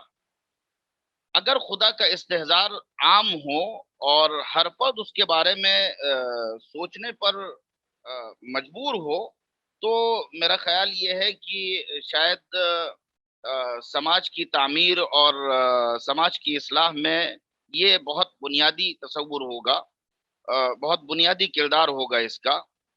عہد نبوی کے معاشرے میں عدل کا وسیع تصور جو تھا اس کو قائم کرنے کی ضرورت ہے. ہمارا کوئی ادارہ، کوئی بھی ملی ادارہ، میں پورے وثوق کے ساتھ اور پوری ذمہ داری کے ساتھ کہہ رہا ہوں، کوئی بھی ملی ادارہ، کوئی بھی ملی تحریک، کوئی بھی ملی جماعت ناانصافی سے خالی نہیں ہے. اور جس سماج میں ناانصافی ہوگی، جس سماج میں عدل کا تصور واضح نہیں ہوگا، اپنے وسیع معنی میں عدل کا تصور عام نہیں ہوگا، یاد رکھا جائے کہ اس سماج میں اگر سب کو مولوی بنا دیا جائے تو بھی اس سماج کی اصلاح نہیں ہو سکتی ہے. اس لیے کہ عین شرعی ظاہر و باہر کو اختیار کرنے کے بعد بھی اگر عدل کی کمر توڑی گئی تو پھر وہ سماج کبھی پنپ نہیں سکتا ہے. تیسری چیز جس کا سماج میں عام ہونا بہت ضروری ہے وہ ہے امانت کا وسیع تصور. قرآن مجید نے امانت کی تلقین کرتے ہوئے جمع کا صیغہ استعمال کیا ہے. ان اللہ یأمر ان تؤدوا الامانات، ان تؤدوا الامانات. امانت کا ہمارے یہاں جو تصور پایا جاتا ہے وہ زیادہ سے زیادہ بس یہ پایا جاتا ہے کہ صاحب وہ کسی نے کسی کے پاس کوئی مال رکھا، اس کو ایز اٹ از واپس کر دیا جائے. ہم اپنی ڈیوٹیز کو ادا کرنے میں کتنے امین ہیں؟ جب تک امانت کا وسیع تصور معاشرے میں عام نہیں کیا جائے گا تب تک معاشرے کی اصلاح میں بڑی رکاوٹ پیدا ہوگی. اس باب میں سعادت صاحب نے ایک بڑا زبردست نقطہ اٹھایا ہے، اصلاح معاشرہ کا خالص مقامی پروگرام. ہمارے یہاں عام طور سے جو اپروچز ہوتی ہیں وہ ان کا مقصد دکھانا زیادہ ہوتا ہے، دکھاوا زیادہ ہوتا ہے. یہی وجہ ہوتی ہے کہ نتیجہ خیزی بہت کم ہوتی ہے، نتائج بہت کم ہاتھ آتے ہیں. بھیڑ ہو، دور دراز سے لوگ آ جائیں. یہ سعادت صاحب نے میں سمجھتا ہوں قرآن کریم کی اس ہدایت سے یہ عنوان اخذ کیا ہے جو نبی کریم صلی اللہ علیہ وسلم کو اللہ تبارک و تعالی نے دی تھی، وَأَنذِرْ عَشِيرَتَكَ الْأَقْرَبِينَ. ظاہر ہے کہ مکہ مکرمہ میں حضور پاک علیہ الصلوۃ والسلام نے چند نفوس قدسیہ کی ایسی اصلاح کر دی تھی کہ وہ بالکل حق پر ثابت قدم ہو گئے تھے. اور پھر مدینہ منورہ میں جب وہ پہنچے تو انہوں نے ایک مثالی معاشرے کی تشکیل کی اور اس کی بنیاد رکھی. آگے چل کر کے مصنف موصوف نے جو عملی مشکلات کا تذکرہ کیا ہے، میں بہت سارے عناوین ہیں جن سے آگے بڑھ کر کے بات کر رہا ہوں. عملی مشکلات میں میرے نزدیک سب سے اہم چیز جو ہے، حالانکہ خود مصنف نے اس سلسلے میں گفتگو کی ہے، وہ ہے نظام تعلیم. نظام تعلیم کے سلسلے میں یہ بات میں واضح کر دوں کہ ہماری اصلاحات اس لیے کامیاب نہیں ہوتی ہیں. مثلا مدرسے کا ایک ماحول ہوتا ہے، مدرسے کے بعد جب ہم معاشرے میں جاتے ہیں تو اس ماحول کو ہمیں چراغ لے کر کے ڈھونڈنا پڑتا ہے. ہم کوشش کرتے ہیں کہ صاحب اس چیز کو ہم امپلیمنٹ کریں، اس کا نفاذ کریں معاشرے میں، لیکن ہوتا یہ ہے کہ ہم کو معاشرے کی سطح پہ آ کر کے ہم سوچنے پر مجبور ہو جاتے ہیں. جو نظام تعلیم جس میں ہماری اکثریت پڑھتی ہے، سیکولر نظام تعلیم، ظاہر ہے کہ وہ روح کے تصور سے اور خدا کے تصور سے عاری ایک نظام تعلیم ہے. مورل ویلیوز کے، اخلاقیات کے تصور سے عاری ایک نظام تعلیم ہے. اس نظام تعلیم سے پڑھنے کے بعد پھر آدمی جب تھوڑا بہت دین کا مطالعہ کرتا ہے تو وہ ایک کلیش کا شکار ہو جاتا ہے. اس لیے میرے نزدیک اصلاح معاشرہ کی تمام تر کوششیں اس وقت 100% کارگر ہو سکتی ہیں جب ہماری ملت وحدانی نظام تعلیم کو قائم کرنے میں کامیاب ہو جائے، جب نظام تعلیم سے دین اور دنیا کی تفریق ختم ہو جائے، جب ہمارا ہر بچہ، ہمارا ہر نوجوان اور ہماری ہر طالبہ دین کے شعور سے بنیادی طور پر واقف ہو اور اس کے ساتھ دنیا کا نظام اس کے ہاتھ میں ہو. اگر جب تک یہ تفریق قائم رہے گی کہ کچھ لوگ دین کے ذمہ دار یا سو کالڈ ٹھیکیدار مانے جاتے رہیں گے اور ان کے ساتھ ساتھ ان کے پیرلل زیادہ تر جو طبقہ ہوگا وہ ماڈرن ایجوکیشن سے نکل کر کے آئے گا، تو کلیش کی صورتحال باقی رہے گی اور وہ کام نہیں ہو سکتا ہے جو ہونا چاہیے.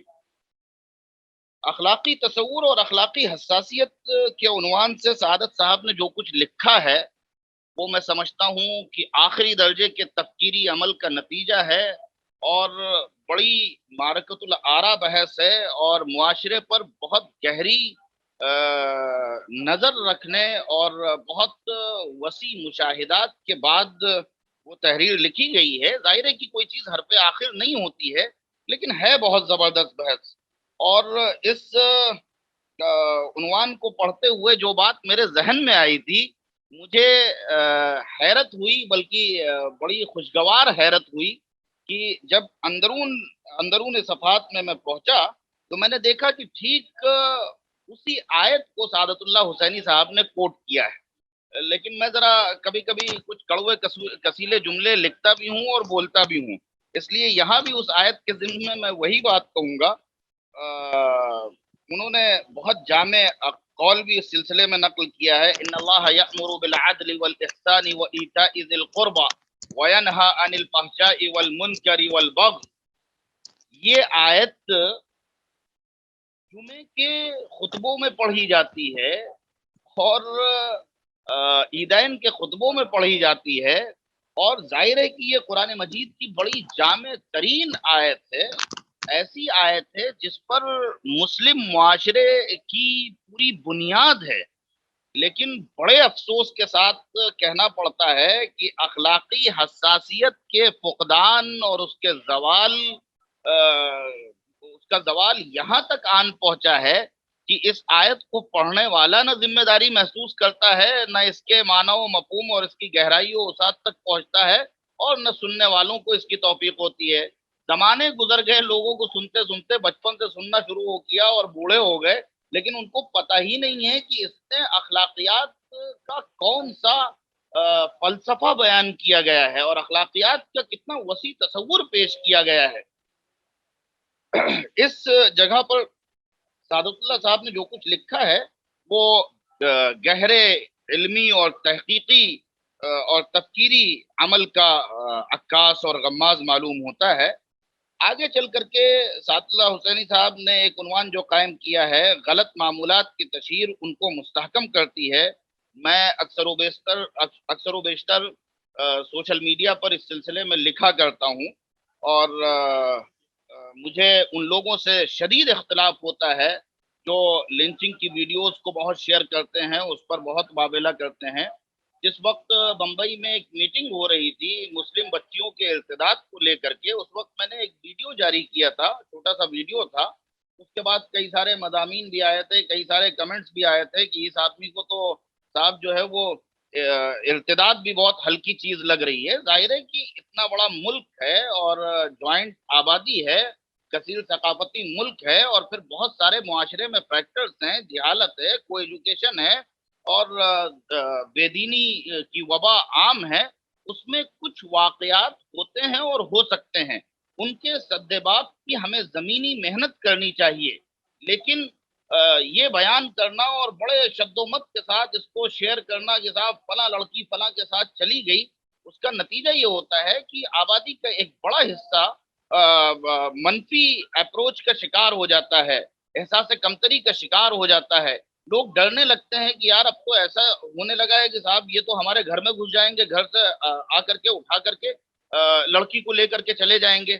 یہ جائے کہ کرنے کا کام یہ تھا کہ آپ اپنے گھر کی بچیوں کی ایسی تربیت کرتے کہ ان کے چنپٹی کے اوپر اگر بندوق رکھ دی جاتی تو بھی وہ اپنے ایمان کا، اپنے ضمیر کا، اپنی عصمت کا سودا نہ کرتی. لیکن وہ بنیادی کام کرنے کے بجائے آپ دشمن کے منصوبے کی تشہیر کا حصہ بن رہے ہیں. تو یہ یہاں پر جو گفتگو کی ہے انہوں نے وہ انتہائی زبردست اور آج کے تقاضے کو اور آج کے واقعے کو پیش نظر رکھتے ہوئے کی ہے.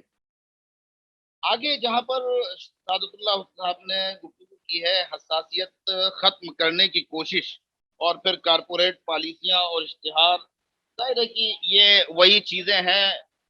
قرآن مجید کہتا ہے ان الذین یحبون ان تشیع الفاحشۃ فی الذین آمنوا لهم عذاب علیم فی الدنیا والآخرہ واللہ یعلم وانتم لا تعلمون.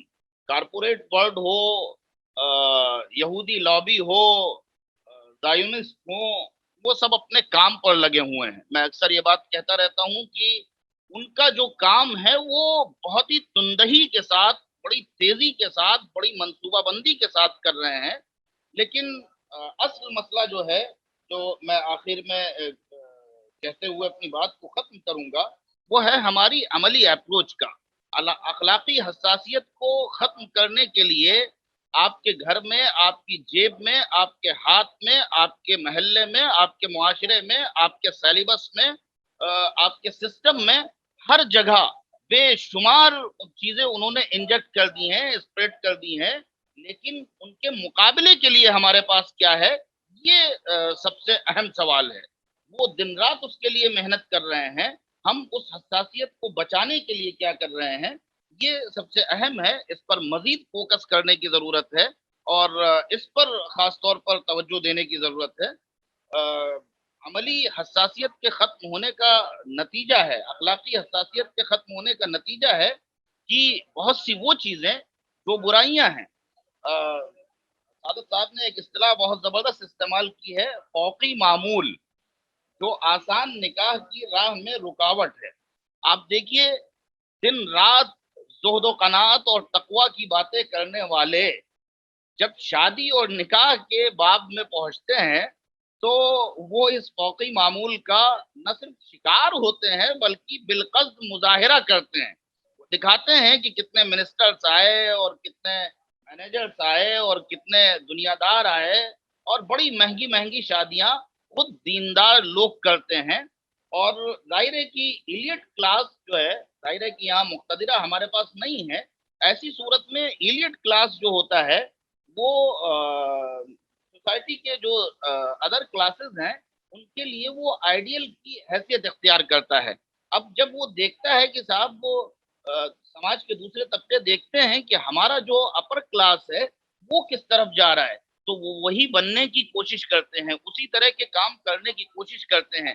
اس کا یہ نتیجہ نکلتا ہے کہ ایک طرف اصلاح معاشرہ کی کوششیں ہوتی ہیں، ایک طرف عملی طور پر تضاد کی مثالیں پیش کی جاتی ہیں، اور اس تضاد کے نتیجے میں وہ جو ہمارا منفی عمل ہوتا ہے وہ سوسائٹی کے دوسرے طبقوں کو اس کو اپنانے پر مجبور کرتا ہے یا اس کی تشویق کا کام کرتا ہے. اور وہ جو ہماری نظریاتی کوششیں ہوتی ہیں وہ ناکامی کا شکار ہو جاتی ہیں. تو یہاں میں ان سے ایگری کرتا ہوں، اور خاص طور پر انہوں نے نبی کریم صلی اللہ علیہ وسلم کے ولیموں کے تعلق سے جو گفتگو کی ہے، میں انہیں مبارکباد دیتا ہوں کہ انہوں نے بڑے بڑے علماء کو یہاں پر پیچھے چھوڑ دیا ہے. اس لیے کہ میں اکثر کہا کرتا ہوں ہمارے یہاں نکاح خواہ اول تو گفتگو کی جرات نہیں کرتے ہیں، اور کبھی گفتگو کی جرات کرتے ہیں تو بڑی معمول کی گفتگو کرتے ہیں. میں اکثر و بیشتر کہا کرتا ہوں کہ لوگ یہ تو بیان کرتے ہیں کہ صاحب لڑکے والوں کو ولیمہ کرنا سنت ہے، اور حدیث پیش کرتے ہیں اولم ولو بشعت، لیکن کبھی اس کی تفصیلات نہیں بتاتے ہیں کہ حضور پاک علیہ الصلوۃ والسلام نے دوران سفر نکاح کیا، دوران سفر ولیمہ کیا، اور لوگوں سے کہا کہ صاحب لاؤ دسترخوان بچھاؤ، جس کے پاس جو کچھ ہو لا کر کے ڈال دو. کسی نے کھجور ڈال دی، کسی نے ٹافی ڈال دی، کسی نے بسکٹ ڈال دیا، جو جس کے پاس تھا. اس کے بعد کہا بلا لو بھائی، جو لوگ آس پاس سے بلا لیے گئے، ولیمہ ہو گیا. اسے ولیمہ کہتے ہیں. تو لوگ ولیمے کی سنت تو بیان کرتے ہیں، لیکن نبی پاک علیہ الصلوۃ والسلام اور صحابہ کرام کی جو کیفیت تھی ولیمے کی وہ بیان نہیں کرتے ہیں. سعادت اللہ صاحب نے یہاں انتہائی مفید گفتگو کی ہے. میں آخر میں یہ عرض کروں گا کہ اصل سوال ہمارے سامنے اس کتاب کے مطالعے کے بعد جو آتا ہے وہ یہ آتا ہے کہ جو وسائل کا استعمال وہ لوگ کر رہے ہیں جن کا شمار ان الذین یحبون ان تشیع الفاحشہ میں ہے، اس کے مقابلے میں ہم کیا کر رہے ہیں، ہماری کیا پلاننگ ہے. اب گفتگو اس پر ہونی چاہیے، اور گفتگو نہیں اس سے آگے بڑھ کر کے عملی اپروچ ہونا چاہیے. دیکھیے آج کا زمانہ جو ہے وہ الیکٹرانک میڈیا کا زمانہ ہے, الیکٹرانک وسائل کا زمانہ ہے. ایک زمانہ تھا فکشن کا, کمیونزم کو, کیپٹلزم کو اپنے پاؤں پسارنے کے لیے اس نے فکشن کا سہارا لیا, اور بڑے ناول آئے, بڑے افسانے آئے اور وغیرہ وغیرہ, یہ سب کچھ ہوا. اور اس کے نتیجے میں عرب نوجوان اس کے دیوانے بن گئے تھے. مصر کا جو حال ہوا وہ کسی سے مخفی نہیں ہے. اس کے مقابلے میں بہت سے ایسے ادبا آئے, خاص طور سے میں نام لوں گا علی احمد باکثیر کا, جن کے ناول نے مقابلہ کیا, اور پھر بعد کے دور میں رابطۃ الادب الاسلامی العالمیہ وجود میں آیا, اور اس نے فکشن کے میدان میں ان تمام رجحانات کے مقابلے میں اسلامی تصورات کو ناول اور کہانیوں اور افسانوں کی شکل میں پیش کیا, جس کے نتیجے میں وہ ان رجحانات کا مقابلہ کرنے میں کامیاب ہوئے. اس دور میں رجحان سازی کا جو عمل ہے وہ ایک تو تعلیمی اداروں کے ذریعے سے ہو رہا ہے, جس پر میں نے پہلے عرض کیا کہ سعادت صاحب نے گفتگو کی ہے اور مؤثر گفتگو کی ہے, لیکن عملاً جب تک ہم ایسے تعلیمی ادارے قائم کرنے میں کامیاب نہیں ہوں گے جس میں سیکولر اقدار کو طلاق بائن دی جائے, طلاق مغلظہ دی جائے, اور اسلامی تصورات اور اسلامی اقدار کو فوقیت کے ساتھ پڑھایا جائے اور بڑھتا جائے, تب تک کچھ نہیں ہو سکتا ہے. دوسرا, رجحان سازی کا جو کام ہے وہ اس وقت الیکٹرانک میڈیا کر رہا ہے. ہم کچھ نہیں, فلمیں کر رہی ہیں, یہ بہت مؤثر آلے ہیں, ہم کچھ نہیں کر سکتے ہیں تو کم از کم ہمارے پاس جو ایسی تنظیمیں جن کے پاس انفراسٹرکچر ہے اچھا, جن کے پاس مین پاور ہے, وہ بہت اچھی ویڈیوز کے ذریعے سے, شارٹ سٹوریز کے ذریعے سے, آدھے گھنٹے کی, 30 منٹ کی, 20 منٹ کی, 15 منٹ کی ویڈیوز کے ذریعے سے, ویڈیو پروگرامز کے ذریعے سے معاشرے میں رجحان سازی کا عمل کر سکتے ہیں. آسان نکاح کی جو مہم چلائی جاتی ہے اور جو آسان نکاح کی بہت ساری مثالیں وجود میں آتی ہیں, ان کو فلمایا جائے, ان پر ویڈیو سازی کی جائے, ان کو ویڈیو کے شیپ میں پیش کیا جائے. جب تک اس طرح کی عملی اپروچز نہیں ہوں گی, جب تک اصلاح معاشرہ کی جو بھی تحریکیں ہیں, جو بھی کوششیں ہیں, ان میں وہ جان نہیں پڑے گی. جب تک عملی اپروچ پورے طور پر نہیں ہوگی, معاشرے اور معاشرے میں پائے جانے والے جدید تقاضوں کو سامنے رکھتے ہوئے, جب تک کامیابی جس قدر ہمیں چاہیے وہ نہیں ملے گی. جہاں تک اس کتاب کا تعلق ہے, میں نے پہلے ہی عرض کیا کہ 3 جہتوں سے, 3 حیثیتوں سے, 3 پہلوؤں سے یہ کتاب انتہائی منفرد مقام کی حامل ہے, منفرد حیثیت کی حامل ہے, اور اس کتاب کا مطالعہ ہر اس شخص کو کرنا چاہیے جو ملی اور سماجی اور معاشرتی اصلاح کے عمل سے جڑا ہوا ہو. یہ کتاب اعلیٰ درجے کی تحقیقی اور گہرے تفکیری عمل کا نتیجہ معلوم ہوتی ہے.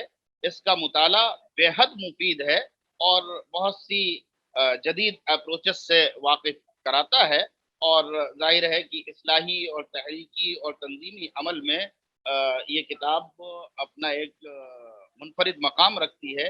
میں ایک بار پھر نہ صرف مصنف کو بلکہ اس پروگرام کے آرگنائزرز کو مبارکباد دیتا ہوں, اور میں امید کرتا ہوں کہ انشاءاللہ العزیز یہ کتاب کسی بڑی تبدیلی کا پیش خیمہ ثابت ہوگی.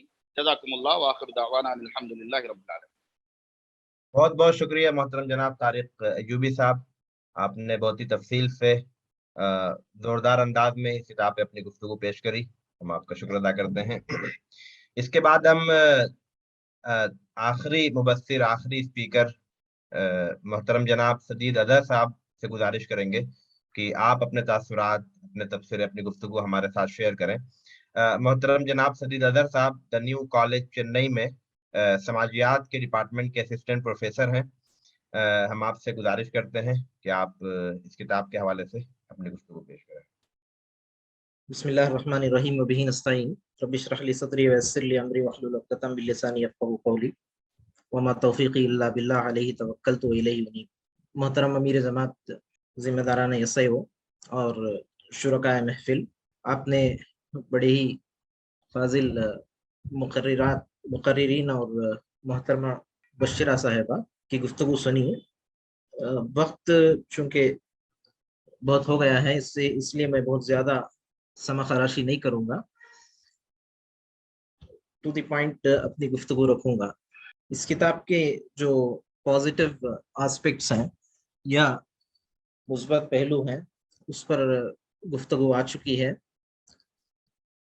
واقعہ یہ ہے کہ یہ کتاب ایک اصلاحی ڈسکورس میں ایک پیراڈائم شفٹ کا کام کرنے والی کتاب ہے، اور اس کتاب کا ایک پہلو یہ ہے کہ اصلاح معاشرہ کی منصوبہ بندی پر یہ زور دیتی ہے، اور یہ بتاتی ہے کہ اصلاحی کام یا سوشل ریفارم کا کام ہم جو کرتے ہیں تو وہ انفارمڈ ڈیسیشنز کی بنیاد پر ہونا چاہیے، اور جدید سائنس، سوشل سائنس جو ہے یا سماجی علوم ہے تو ان کو یعنی ان سے حاصل ہونے والے انپٹس کو بھی لینا چاہیے۔ یہ ایک بہت اہم بات ہے، اس لیے کہ ہم جب یہ نہیں جانیں گے اور ٹھیک اس بات کا اندازہ نہیں کر پائیں گے کہ سماج میں کیا مسائل ہیں اور کون سی برائی زیادہ ہے یا کس برائی کا کیا اثر ہے یا میگنیٹیوڈ ہے، کون سی بھی برائیاں ایسی ہیں جن کو برائی نہیں سمجھا جاتا، جنہیں مورل بلائنڈ اسپاٹ کے نام سے جن کا ذکر کیا، یا کون سی ایسی برائیاں ہیں جو دوسری بہت ساری برائیوں کا سبب بن رہی ہیں، یہ سب جب تجزیہ نہیں کر پائیں گے اور جدید جو ریسرچ کے ٹولز ہیں ان کی بنیاد پر، تو ظاہر ہے کہ ہماری جو منصوبہ بندی ہوگی وہ ناقص ہوگی اور اس کا رزلٹ بھی بہت زیادہ اچھا نہیں ہوگا۔ تو یہ ایک اس کا بہت اچھا پہلو ہے، اس پر انہوں نے گفتگو کی۔ اگر آخر میں جو مثالیں بیان کی گئی اس میں محترم سعادت صاحب نے بتایا کہ ایک یہ مفروضوں پر قائم ہے، اگر ان مثالوں کو بھی اگر وہ انہی ٹھوس معلومات کی بنیاد پر یا ریسرچ انالیسس کی بنیاد پہ وہ مثالیں بیان کرتے تو زیادہ بہتر ہوتا، آگے کے ایڈیشن میں ممکن ہے کہ تبدیلی آئے۔ اس میں ایک اور اہم بات جو بتائی گئی ہے برائیوں کے سلسلے میں، اس کے خاتمے کے سلسلے میں یا سوشل ریفارم کے سلسلے میں مقامی سطح کی منصوبہ بندی ہمیں کرنی چاہیے۔ تو یہ بھی ایک اہم بات ہے۔ عام طور پر جو منصوبہ بندی جماعتوں میں، تحریکوں میں ہوتی ہے وہ ملکی سطح پر اور قومی سطح پر ہوتی ہے، جبکہ ایک برائی ایک جگہ ہوتی ہے اور دوسری جگہ وہ برائی نہیں ہوتی۔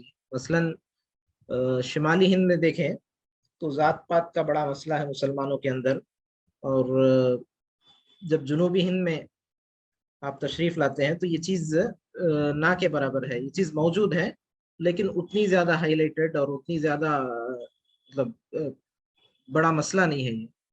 تو یہ مقامی سطح پر منصوبہ بندی، یہ بہت اہم نقطہ آپ نے بیان کیا۔ اسی طرح اخلاقی حساسیت کا پورا باب، اس میں اخلاقی تصور کیا ہے، حساسیت کیا ہے، اس کا زوال کیسے ہوتا ہے، اور اسی طرح جو ہے اس کے اسباب کیا ہیں، اس کو کیسے پروان چڑھایا جائے، یہ سب باتیں آپ نے سامنے رکھی ہیں، اور یہ بھی بہت اہم باب ہے۔ تو یہ پوری کتاب ہم جب پڑھتے ہیں تو اس میں بہت ساری پریکٹیکل چیزیں ملتی ہیں، بہت ساری ایسی چیزیں ملتی ہیں جس سے ہم اصلاح کی منصوبہ بندی میں جس کا استعمال ہم کر سکتے ہیں اور اصلاحی کاموں کو بہتر طور پر انجام دے سکتے ہیں۔ اس وقت مزید جو مثبت پہلو ہیں تو پچھلے دو مقرروں نے بہت تفصیل کے ساتھ اس میں بیان کیے ہیں۔ اس سلسلے میں میرے کچھ طالب علمانہ اشکالات ہیں، اس کو میں محترم سعادت صاحب کی خدمت میں پیش کروں گا اور چاہوں گا کہ وہ ان اشکالات کو بھی رفع کریں۔ تو اس میں ایک بات اس میں جو کہی گئی ہے وہ یہ کہ سماجی ریفارم کا یا سوشل ریفارم کا جو اپروچ ہونا چاہیے، قدیم روایتی اپروچ ایک ہے، تو اس میں واعظ کے ذریعے سے یا تقریروں کے ذریعے سے یا الفاظ کے ذریعے سے ریفارم کا کام ہوتا ہے، اور اس کے بالمقابل آپ نے ایک نیا اپروچ جو پیش کیا اس کو سوشل انجینئرنگ کا بھی آپ نے نام دیا، اور بتایا کہ سوشل انجینئرنگ اس کی قسمیں ہیں، اور پیس میل کارل پاپر کی بات آپ نے کہی، پیس میل سوشل انجینئرنگ، اور اس کے چند پہلوؤں کو آپ نے لیا اور اسے جو ہے اسلامی معاشرے میں کس طرح ہم اپلائی کریں گے، تو اس پر طویل آپ نے گفتگو کی۔ تو یہ جو ترتیب ہے اس میں یہ ہوتا ہے کہ کچھ حکومت کی طرف سے یا کچھ سماجی تنظیموں کی طرف سے یا میڈیا ہاؤسز کی طرف سے یا سوسائٹی میں جو بھی بڑی قوتیں ہیں وہ عوام پر اثر انداز ہوتی ہیں۔ اسلامی اصلاح یعنی قرآن کی روشنی میں یا اصلاح کا جو ماڈل میں مناسب سمجھتا ہوں، اس میں اصلاح کی ترتیب یہ ہے کہ فرد کی اصلاح ہو، اس کے بعد معاشرے کی اصلاح، خاندان کی اصلاح ہو، اور پھر معاشرے کی اصلاح ہو، اس کے بعد ریاست، اور آگے بڑھ کر تہذیب اور نظام وغیرہ کی اصلاح۔ تو یہ جو ترتیب ہے قو انفسکم و اہلیکم نارا، تو یہ جو سوشل انجینئرنگ کا جو پورا کانسیپٹ ہے اس میں یہ پوری ترتیب الٹ جاتی ہے۔ تو اس میں اصلاح کا جو عمل ہوتا ہے اس میں مختلف پلیئرز ہوتے ہیں، سب اپنا رول ادا کرتے ہیں، حکومت بھی اپنا رول ادا کرتی ہے، جس طرح محترم مصنف نے یہ آیت کوٹ کی کہ الذین مکناہم فی الارض اقاموا الصلاۃ وآتوا الزکاۃ وامروا بالمعروف ونہوا عن المنکر۔ تو جب ان کو زمین میں تمکنت حاصل ہوتی ہے یا اقتدار حاصل ہوتا ہے تو حکومت کا کام یہ ہوتا ہے کہ وہ اصلاح کرے اور سوشل چینج اور سوشل ریفارم کا کام کرے۔ لیکن اسی کے ساتھ قرآن مجید میں ہم یہ بات بھی دیکھتے ہیں کہ والمؤمنون والمؤمنات بعضهم اولیاء بعض یامرون بالمعروف وینہون عن المنکر، کہ مومن مرد اور مومن عورتیں ایک دوسرے کے اولیاء ہیں، یہ آپس میں ایک دوسرے کو بھلائی کا حکم دیتے ہیں اور برائی سے روکتے ہیں۔ تو یہ جو تصور ہے اس میں اصلاح کا عمل جو ہے سوسائٹی کے اندر ہو رہا ہے، اور ریفارم کا عمل سوسائٹی کے افراد ایک دوسرے کے لیے کر رہے ہیں۔ تو یہ عمل جو ہے یہ ایسا نہیں ہے کہ اوپر سے کوئی چیز آ رہی ہے اور کچھ لوگ ہیں جو پلان کر رہے ہیں، کچھ لوگ ہیں جو اصلاح کو یا اس کے ماڈل کو ڈیزائن کر رہے ہیں، یہ طے کر رہے ہیں کہ کیا اصلاح، کس چیز میں اصلاح کی ضرورت ہے۔ تو یہاں یہ سوال پیدا ہوتا ہے کہ یہ جو مصلحین ہیں تو ان کی اصلاح کون کرے گا؟ تو جس طرح تصوف میں ہوتا ہے کہ ایک شیخ ہوتے ہیں اور وہ ان سے جو بیعت ہوتے ہیں ان لوگوں کی اصلاح کرتے ہیں، اور شیخ کی اصلاح ہوئی ہوتی ہے، یعنی شیخ اصلاح سے بالا تر ہوتے ہیں۔ تو اسی طرح جو ہے یہ سوشل انجینئرنگ کا جو اپروچ ہے اس میں مجھے یہ بات سمجھ میں آتی ہے کہ یہ جو سماجی ادارے ہیں، تحریکیں ہیں، یہ سب جو ہے تنظیمیں ہیں یا میڈیا ہے، یہ سب جو ہے شیخ کی جگہ پر گویا فائز ہونا چاہ رہی ہیں، اور یہ جو سوسائٹی ہے وہ اس کی اصلاح کی جا رہی ہے، اور سوسائٹی کا کوئی رول اصلاحی عمل میں نہیں ہے۔ تو یہ سوشل انجینئرنگ کے تعلق سے دوسری بات یہ ہے کہ یہ بہت زیادہ ایک میکینیکل ایکسرسائز معلوم ہوتا ہے، یعنی اس میں افراد کی جو ہے وہ جو سوشولوجی میں ایجنسی اسٹرکچر کی ڈیبیٹ ہے کہ اسٹرکچر، نارمز وغیرہ افراد پہ اثر انداز ہو رہے ہیں، اور دوسری طرف افراد بھی سوسائٹی پہ اثر انداز ہوتے ہیں۔ تو افراد کی جو ایجنسی ہے یا جو کیپیسٹی ہے اور ان کے اندر جو قوت ہوتی ہے، چوائس جس کو قرآن نے جو ہے الامانہ کہا، یا فریڈم ٹو چوز، وہ چیزوں کو چوز کر سکتے ہیں کہ کون سا راستہ انہیں اختیار کرنا ہے۔ جس طرح خواہشات کے مقابلے میں یا تعصبات کے مقابلے میں یا مفادات کے مقابلے میں وہ صحیح چوائس کو اختیار کر سکتے ہیں، اسی طرح سوشل نارمز کے مقابلے میں بھی وہ صحیح چوائس کو ایکسرسائز کر سکتے ہیں۔ سوشل نارمز کے بارے میں بتایا گیا کہ وہ انہیں کنسٹرینٹس کا کام کرتے ہیں، وہ ایک تو ایکسٹرنل ہوتے ہیں اور کنسٹرینٹس کا کام کرتے ہیں، ایک طرح کا جبر ان کے اندر ہوتا ہے، اور آدمی گویا مجبور ہوتا ہے کہ سوسائٹی کو فالو کرے یا سوشل نارم کو فالو کرے۔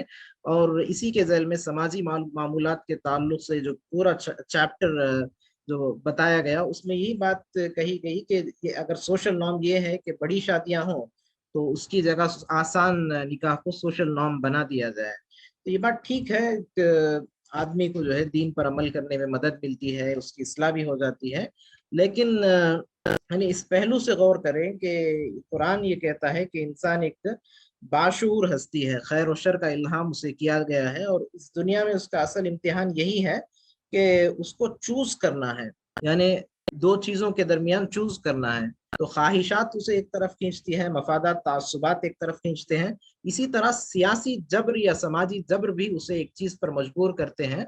तो उसके मुकाबले में वो अपने राइट को एक्सरसाइज करे, अपनी फ्रीडम ऑफ चॉइस को एक्सरसाइज करे, और जो है सही रास्ता इख्तियार करे। तो यही असल में इम्तिहान है, और इस्लाह की गायत यही है, और इसी पर अज्र भी मिलना है। अगर समाज में इस तरह का मैकेनिज्म मुस्लिहीन जो सोशल इंजीनियरिंग करने वाले मुस्लिहीन हैं, वो इस तरह का जो है समाज में नॉर्म्स बना दें। खुद नॉर्म्स क्रिएट करना बहुत मुश्किल काम होता है, नॉर्म्स एस्टैब्लिश करना बहुत मुश्किल काम होता है। इंडिविजुअल चॉइस के मुकाबले में पूरे सोसाइटी के नॉर्म को बदलना एक मुश्किल काम होता है। फिर भी मान लें कि अगर नॉर्म वजूद में आ जाए, सोशल नॉर्म, आसान निकाह का, या इस तरह जो है मुख्तलिफ नॉर्म्स वजूद में आ जाए, तो इसमें फर्द का क्या इम्तियाज बाकी रह जाता है। यानी फर्द को अल्लाह ताला ने इसीलिए पैदा किया कि उसको आजमाए, लियब्लुवकुम अय्युकुम अहसनु अमला। तो ये आजमाइश मफादात, तासुबात और ख्वाहिशात के मुकाबले में जिस तरह है, इसी तरह सोशल कंस्ट्रेंट के मुकाबले में भी है, और समाजी सियासी जबर के खिलाफ भी है। तो कुरान मजीद में सियासी जबर का भी तस्करा मिलता है। फमा आमन मूसा इल्ला ज़ुर्रियतुम मिन कौमिही अला खौफिम मिन फिरौन, यानी फिरौन का जो सियासी जबर था, उसके मुकाबले में कोई ईमान लाने वाला नहीं था, सिर्फ बस एक ज़ुर्रियत थी, कुछ नौजवान थे मूसा अलैहिस्सलाम की कौम से। इसी तरह जो है जादूगरों का भी जिक्र मिलता है।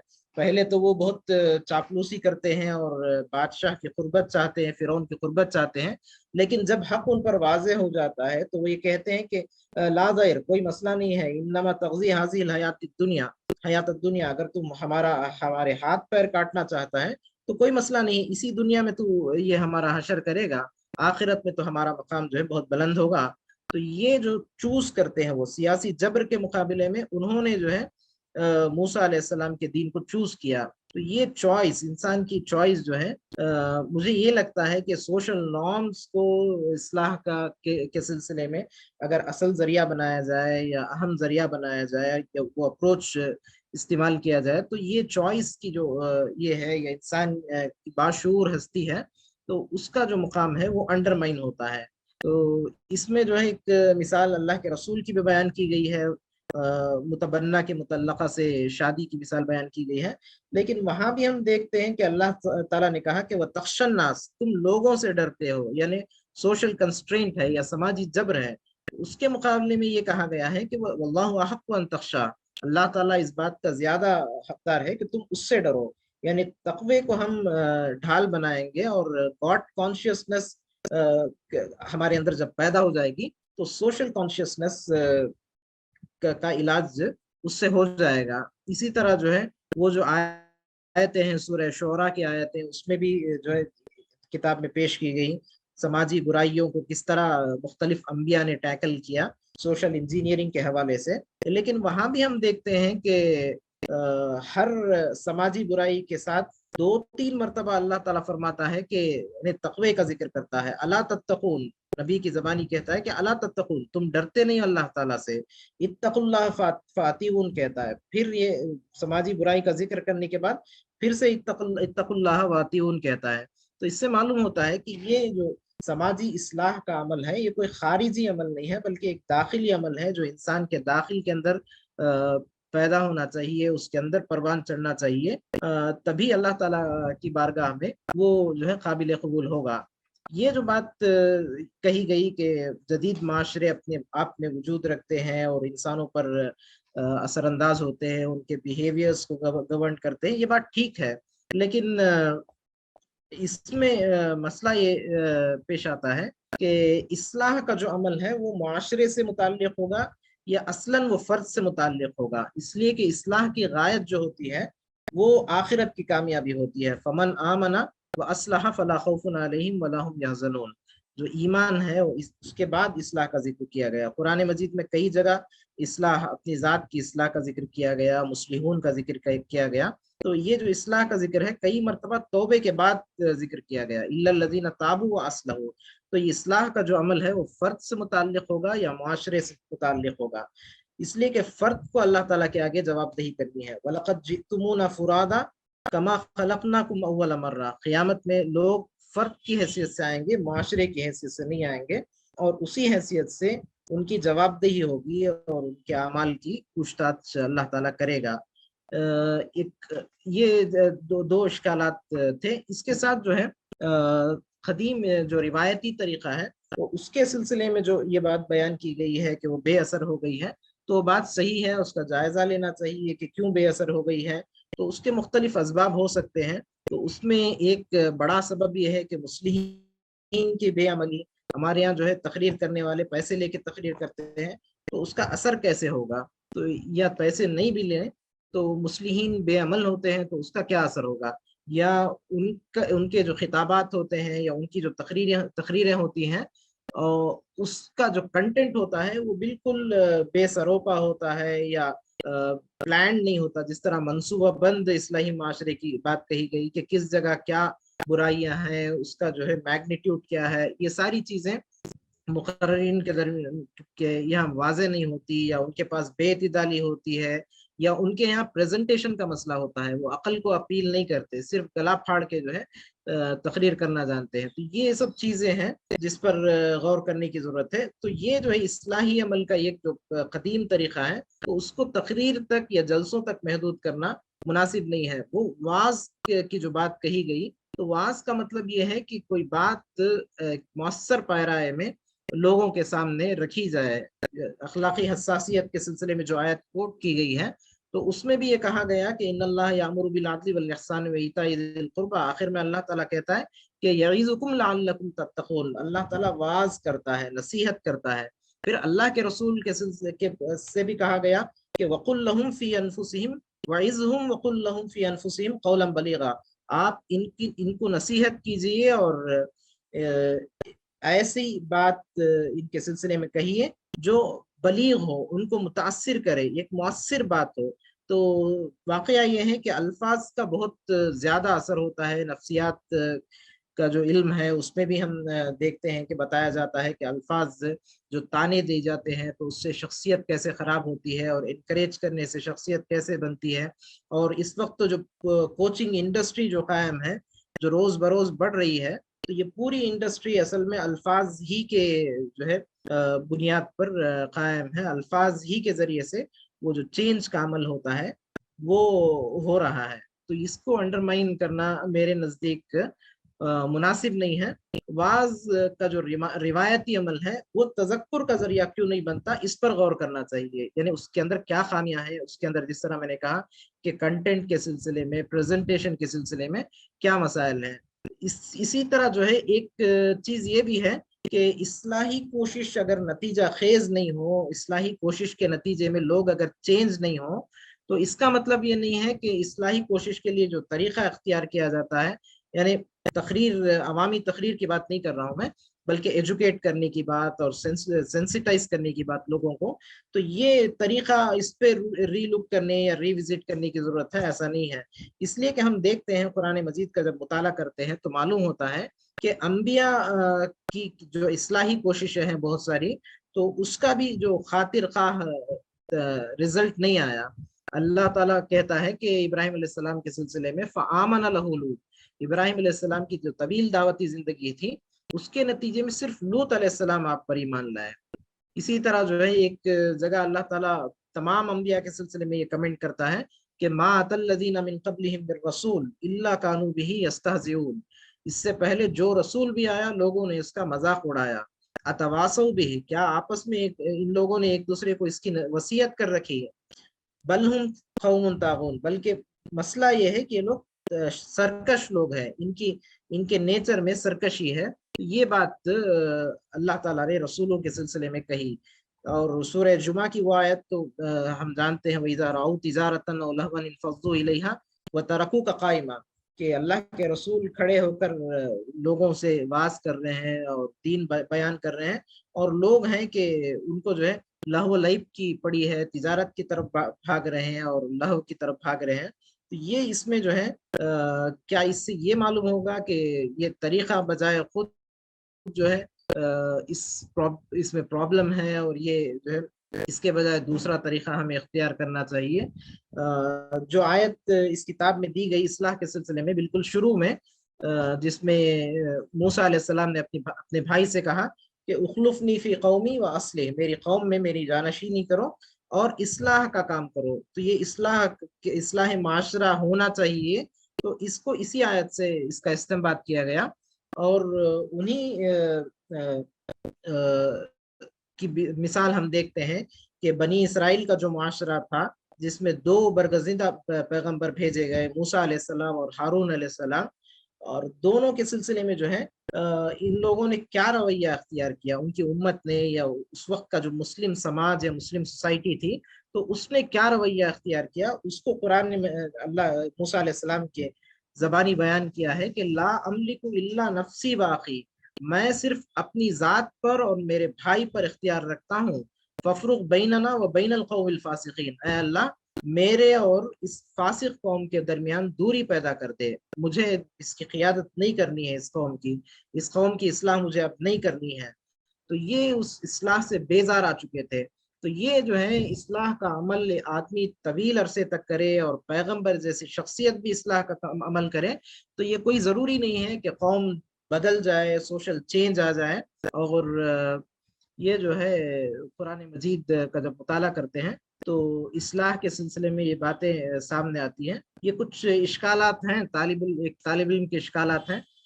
ظاہر ہے کہ آپ کا مطالعہ بہت وسیع ہے اور گہری فکر انگیز تحریریں آپ کے گہربار قلم سے نکلتی ہیں. اس سلسلے میں اس طالب علم کی رہنمائی آپ کریں گے. اسی کے ساتھ میں اپنی گفتگو ختم کرتا ہوں.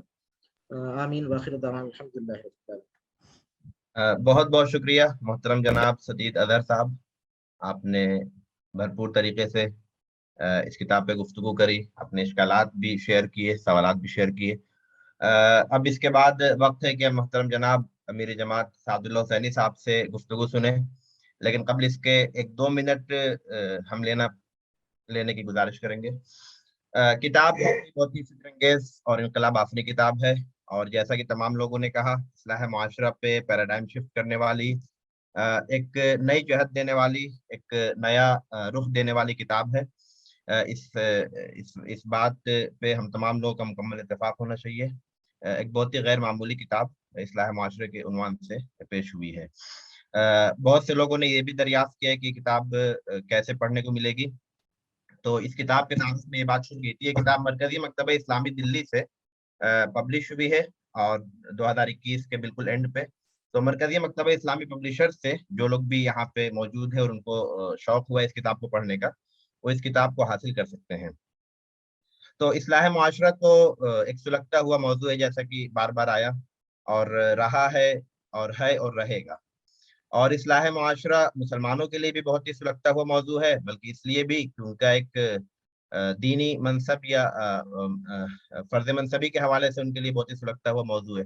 لیکن ساتھ ہی میں اصلاح معاشرہ کا موضوع تو ہر سمجھدار اور ہر ذمہ دار شخص کا موضوع ہے، اور کسی بھی معاشرے کے ہر سمجھدار اور ہر ذمہ دار شخص کو اس کا کنسرن ہوتا ہے کہ معاشرے کی اصلاح ہو، معاشرے کی پرابلم دور ہو. لیکن ایک طالب علمانہ سوال ہمارا بھی آخر میں قبل اس کے کہ مائک محترم امیر جماعت کی طرف موڑا جائے، کہ اس کتاب کے مقدمے کے ساتھ آخر تک اس طرح کا ایک تاثر آیا ہے امپلیسٹلی ایکسپلیسٹلی کہ اصلاح معاشرہ کا جو پورا کام ہے وہ صرف مسلمانوں کا کام ہے، اور اس حوالے سے اس کی منصوبہ بندی میں بھی اس طرح کی ایسا محسوس ہوا، وہ ایک تاثر آیا ہے کہ وہ مسلمانوں کو پلاننگ کر کے اور اس کے بعد پھر اس کی اصلاح معاشرہ اس وسیع پیمانے پر معاشرے کی اصلاح کی کوشش ہونی ہے. تو اس کی منصوبہ بندی میں بھی پھر پورا فوکس جو ہے وہ اسی حوالے سے پیش ہوا ہے. تو اگر یہ مان کے چلیں کہ اصلاح معاشرہ ایک ایسا موضوع ہے جو ہر کسی کے کنسرن کا موضوع ہے، معاشرے کے سمجھدار، ذمہ دار، معقول، عقل مند شخص کے، تو پھر اس کی منصوبہ بندی میں اس ڈائمینشن کو یا اس پہلو کو کس طریقے سے اپنی منصوبہ بندی میں اس کی جھلک آئے گی، اس کا عکس آئے گا، اس حوالے سے بھی تھوڑا سا رہنمائی ملے گی تو مفید ہوگی. تو اب اس کے ساتھ ہم بہت ہی ادب و احترام کے ساتھ محترم جناب سید سعد اللہ حسینی صاحب سے درخواست کریں گے کہ وہ آپ اپنے صدارتی کلمات سے ہم تمام لوگوں کو روشناس کریں۔ بسم اللہ الرحمن الرحیم، نحمدہ و نصلی علی رسولہ الکریم۔ اس سیو کے ذمہ داران اور آج کے اس مذاکرے کے محترم شرکا جناب مبشر فاروقی صاحب، مولانا ڈاکٹر طارق ایوبی ندوی صاحب، محترمہ خان مبشرہ فردوس صاحبہ اور سدید اظہر صاحب اور ذوالقرنین صاحب اور محترم سامعین بھائیوں اور بہنوں، میرے لیے بڑی خوشی کا موقع ہے کہ آپ حضرات نے بڑی دلچسپی کے ساتھ کتاب کا مطالعہ فرمایا اور کتاب کے اس ریویو سیشن میں شرکت کی زحمت گوارا فرمائی، اور میں خاص طور پر چاروں ریویورز کا، مبصرین کا بے انتہا شکر گزار ہوں کہ انہوں نے اپنی بہت ہی قیمتی آراء سے نوازا۔ آپ کے تبصروں سے، آپ کی آراء سے بے انتہا حوصلہ افزائی ہوئی، میں اس کے لیے ممنون و مشکور ہوں۔ اللہ تعالیٰ سے دعا کرتا ہوں کہ اللہ تعالیٰ آپ کو اس کا اجر عطا فرمائے۔ آپ بہت سے دوستوں نے بعض کمزوریوں کی طرف بھی اشارہ کیا ہے۔ ظاہر ہے کہ کوئی انسانی کام بھی مکمل نہیں ہو سکتا۔ اس کتاب کا مقصد ہی یہ ہے کہ اصلاح معاشرہ کے طریقوں پر کچھ روایات سے ہٹ کر آؤٹ آف باکس سوچا جائے، غور کیا جائے۔ تو یہ بحث جنریٹ کرنے میں اگر یہ کتاب کامیاب ہو جائے تو اس کا مقصد انشاءاللہ حاصل ہوگا۔ تو آپ حضرات کے مشورے اور تبصرے اور مزید اس میں اضافے، ان سب کا میں بہت ہی خوشدلی کے ساتھ استقبال کرتا ہوں۔ کچھ باتوں پر میں انشاءاللہ اپنے خیالات آپ کے سامنے رکھوں گا۔ ظاہر ہے کہ ساری باتوں کا احاطہ ممکن نہیں ہے، تو تمام ہی مبصرین کی باتوں کو میں نے نوٹ کیا ہے اور ان سب باتوں کو ملحوظ رکھنے کی آئندہ ایڈیشنز میں کوشش کی جائے گی۔ اتفاق کی بات یہ ہے کہ کتاب کی اشاعت کے محض 1-1.5 مہینے کے اندر اس کا ایڈیشن ختم ہو گیا ہے۔ ابھی بھی شاید وہ اگلے ایڈیشن پرنٹ کے مرحلے میں ہے، آج کل میں اگلا ایڈیشن انشاءاللہ آ جائے گا۔ تو عوام کی طرف سے بھی بڑی پذیرائی ملی ہے، تو انشاءاللہ اگلے ایڈیشن میں اور مشوروں کو سامنے رکھتے ہوئے اس کو مزید بہتر بنانے کی کوشش کی جائے گی۔ تو کتاب کا جو اصل پریمائس ہے، جو اصل مبحث ہے، وہ معاشرے تک محدود ہے۔ یہ اصلاح کا کوئی مکمل پروگرام تجویز کرنا اس کا مقصود نہیں ہے۔ یہ بات واضح ہے کہ ظاہر ہے کہ صرف معاشرے کی اصلاح مقصود نہیں ہے، اصل اصلاح تو فرد کی مقصود ہے، اور فرد کے ساتھ ساتھ ہم لوگ، تحریک کے لوگ، جو محسوس کرتے ہیں کہ ریاست کی اصلاح بھی مقصود ہے، عالمی اداروں کی اصلاح بھی مقصود ہے۔ تو اصلاح کے یہ سارے لیولز ہیں، لیکن کتاب کا موضوع وہ معاشرے کی اصلاح ہے۔ اصلاح کے اس ہماگیر پروگرام کا ایک حصہ، ایک پارٹ جس کا تعلق معاشرے سے ہے، سماج سے ہے، اس کو کتاب کا موضوع بنایا گیا ہے۔ تو یہ اصلاح کا کوئی مکمل پروگرام اس میں تجویز نہیں کیا گیا ہے، تحریک اسلامی کا مکمل لاہ عمل تجویز نہیں کیا گیا ہے، یا ہماری اصلاحی کوششوں کا مکمل پیراڈائم کیا ہونا چاہیے، یہ اس کتاب کا مبحث نہیں ہے، بلکہ اصلاح کا وہ حصہ جس کا تعلق سماج سے ہے، معاشرے سے ہے، اسی کو یہاں زیر بحث لایا گیا ہے۔ تو یہ موضوع پیش نظر رہے تو شاید بہت سی الجھنیں وہ خود بخود ختم ہو جائیں گی۔ مبشر فاروقی صاحب نے، میں ان کا شکر گزار ہوں کہ بہت مختصر وقت میں انہوں نے کتاب کا خلاصہ بیان کیا ہے۔ اخلاقی حساسیت کے سلسلے میں میرا خیال یہ نہیں ہے کہ ہر معاملے میں اخلاقی حساسیت زوال پذیر ہے۔ کتاب میں یہ بات لکھی گئی ہے تفصیل سے کہ بعض معاملات میں مسلم معاشرے کی اخلاقی حساسیت آج بھی قابل فخر ہے، اس پر ہم کو خوشی ہوتی ہے، فخر محسوس ہوتا ہے۔ بلکہ ایک آدھ مضمون میں کسی جگہ میں نے یہ بات بھی لکھی تھی کہ خود ملامتی ہر معاملے میں، یہ میں اسے عیب سمجھتا ہوں۔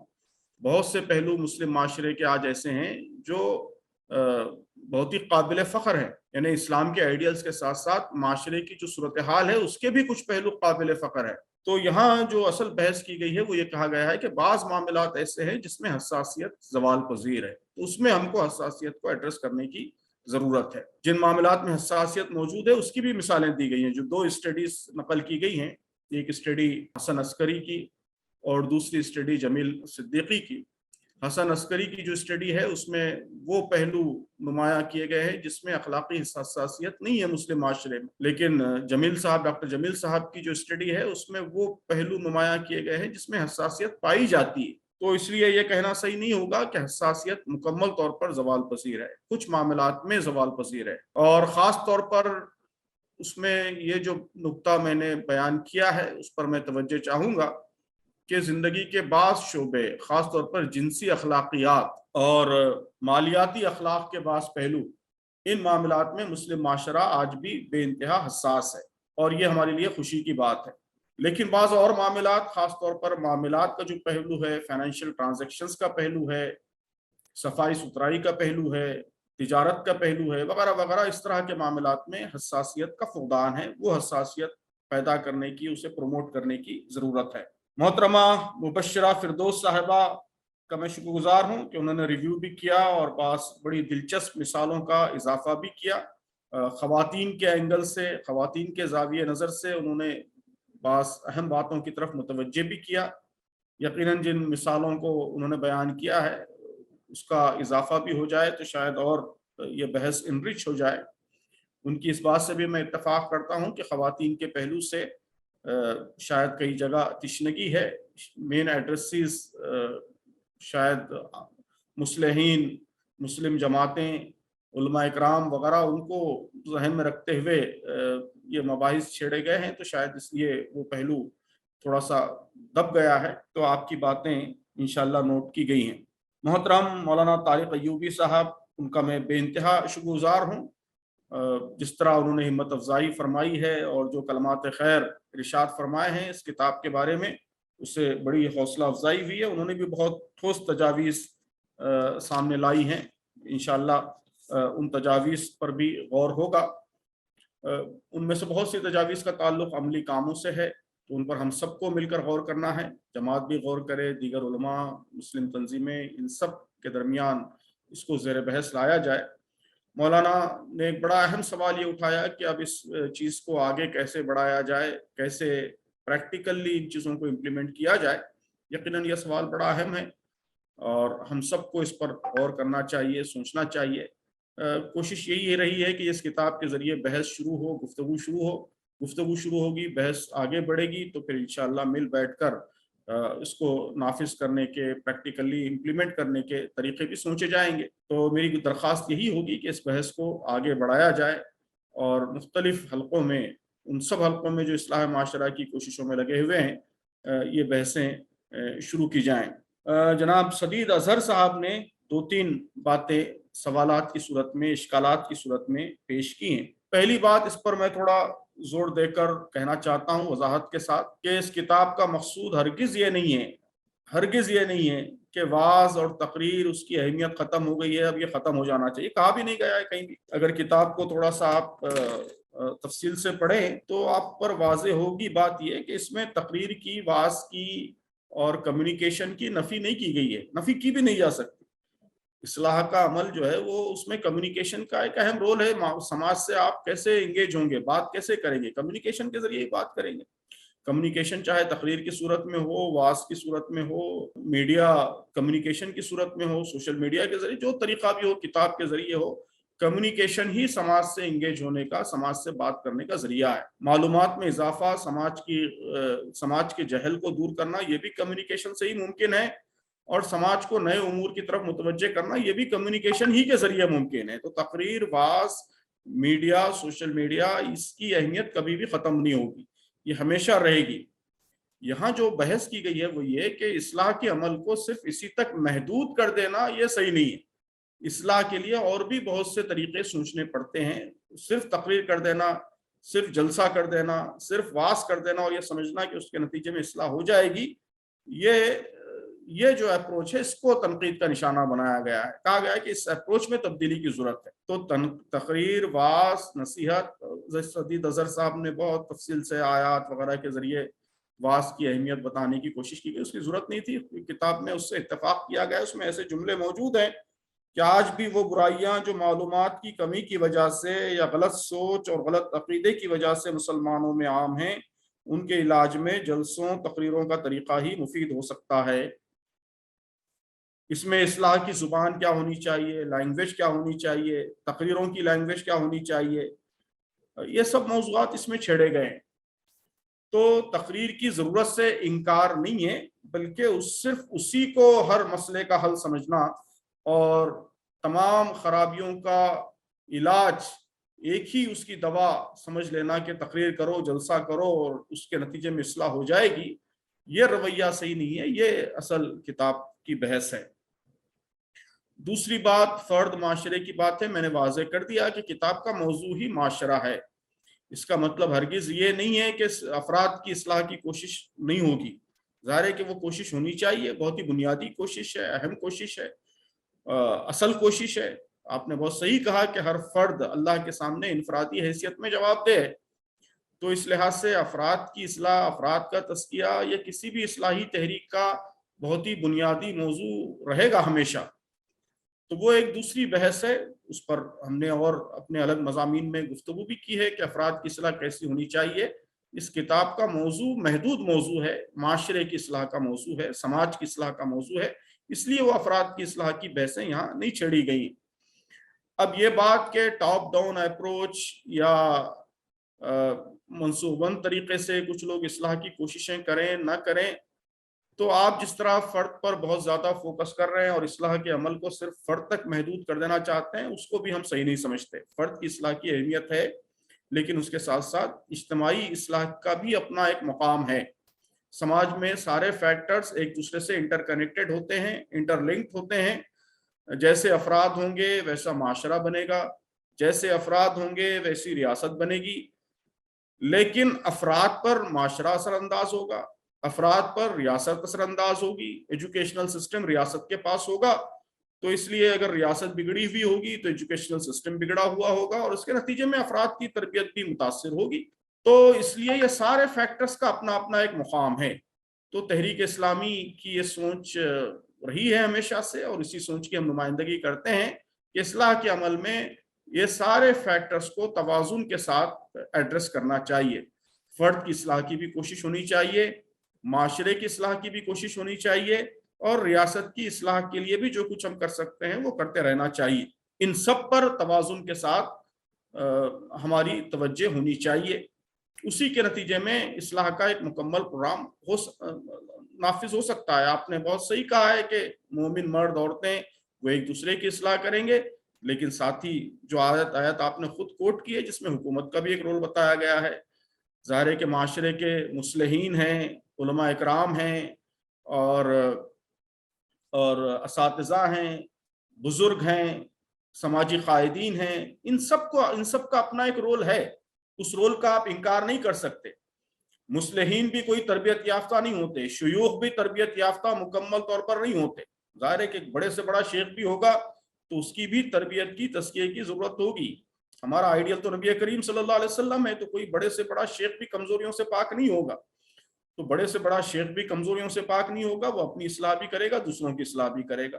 اسی طرح علماء اکرام، تحریکوں کے لوگ، اساتذہ اور میڈیا کے لوگ، صحافی، دانشور وغیرہ وغیرہ، وہ اپنی اصلاح کی بھی کوشش کریں گے، ایک دوسرے کی اصلاح کی بھی کوشش کریں گے، اور معاشرے کی اصلاح کے لیے بھی فکر مند رہیں گے، اس کے لیے منصوبہ بندی کریں گے۔ تو یہاں پہ فرق کیا گیا ہے یوٹوپین سوشل انجینئرنگ میں اور پیس میل سوشل انجینئرنگ میں۔ یوٹوپین سوشل انجینئرنگ وہ حکومتوں کا کام ہے، اس لیے اس کو زیادہ تفصیل سے زیر بحث نہیں لایا گیا ہے۔ پیس میل سوشل انجینئرنگ کے نام سے جو باتیں کہی گئی ہیں، اس میں بھی پیس میل سوشل انجینئرنگ کے بھی پورے ماڈل کو ہم نے ایز اٹ از قبول نہیں کیا ہے، اس پہ تنقید بھی کی ہے۔ ایک پورا پیراگراف پیس میل سوشل انجینئرنگ کے کنسپٹ پر اور اس کے نقائص پر تبصرہ کرنے والا بھی اس کتاب میں موجود ہے۔ ان تصورات سے استفادہ کرتے ہوئے ہم نے ہندوستان کے حالات کے لحاظ سے، یہاں کے مسلمانوں کے حالات کے لحاظ سے اصلاح کا ایک پروگرام تجویز کیا ہے۔ تو اس میں سے بعض چیزیں جو ہمارے لیے قابل عمل ہو سکتی ہیں ان کو منتخب کیا گیا ہے، اور جو چیزیں ہمارے لیے قابل عمل نہیں ہیں، جن کا یہاں ریلیونس نہیں ہے، ان کو ریجیکٹ کر دیا گیا ہے، اور ریجیکٹ کرنے کے ریزنز بھی واضح کر دیے گئے ہیں۔ تو یہ جو طریقہ ہے، یہ ہمارا خیال یہ ہے کہ جو لوگ بھی اصلاح کی کوششیں کر رہے ہیں، ظاہر ہے جو لوگ بھی کر رہے ہیں، علماء اکرام اصلاح کی کوشش کر رہے ہیں، مختلف دینی تحریکیں ہیں وہ اصلاح کی کوشش کر رہی ہیں، نظام تعلیم، اساتذہ وہ اصلاح کی کوشش کر رہے ہیں، ہر محلے میں کچھ بزرگ ہوں گے، سینئر لوگ ہوں گے، وہ اپنے محلے کی اصلاح کے لیے فکر مند ہوں گے، کوشش کر رہے ہوں گے۔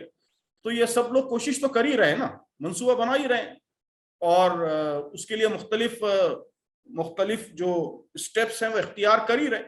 تو وہ ان سٹیپس کو کیسے بہتر بنایا جائے، یہ اس کتاب کا اصل مبحث ہے۔ تو اس میں افراد کی آزادی پر بھی کوئی قطع نہیں ہے، افراد یقیناً آزاد ہیں، لیکن اس آزادی کا بہتر طریقے سے استعمال کرنے کے لیے جو سوشل فورسز ہیں، جو سماجی فیکٹرز ہیں، उनको कैसे हम ओरिएंट करें, कैसे ऑर्गेनाइज करें, उसको इसमें टच किया गया है। तो सदीद अजहर साहब से दरख्वास्त है कि थोड़ा दोबारा आप इन पहलुओं से किताब को देखें, और फिर यकीनन समाजियात उनका मौजू है, वो सोशोलॉजी के प्रोफेसर हैं, तो इस लिहाज से उनके मशवरे बहुत काबिल कद्र हैं। तो इस पहलू से वो थोड़ा दोबारा नज़र डालकर मशवरे इनायत फरमाएँ तो इंशाअल्लाह हमारे लिए मुफीद होंगे।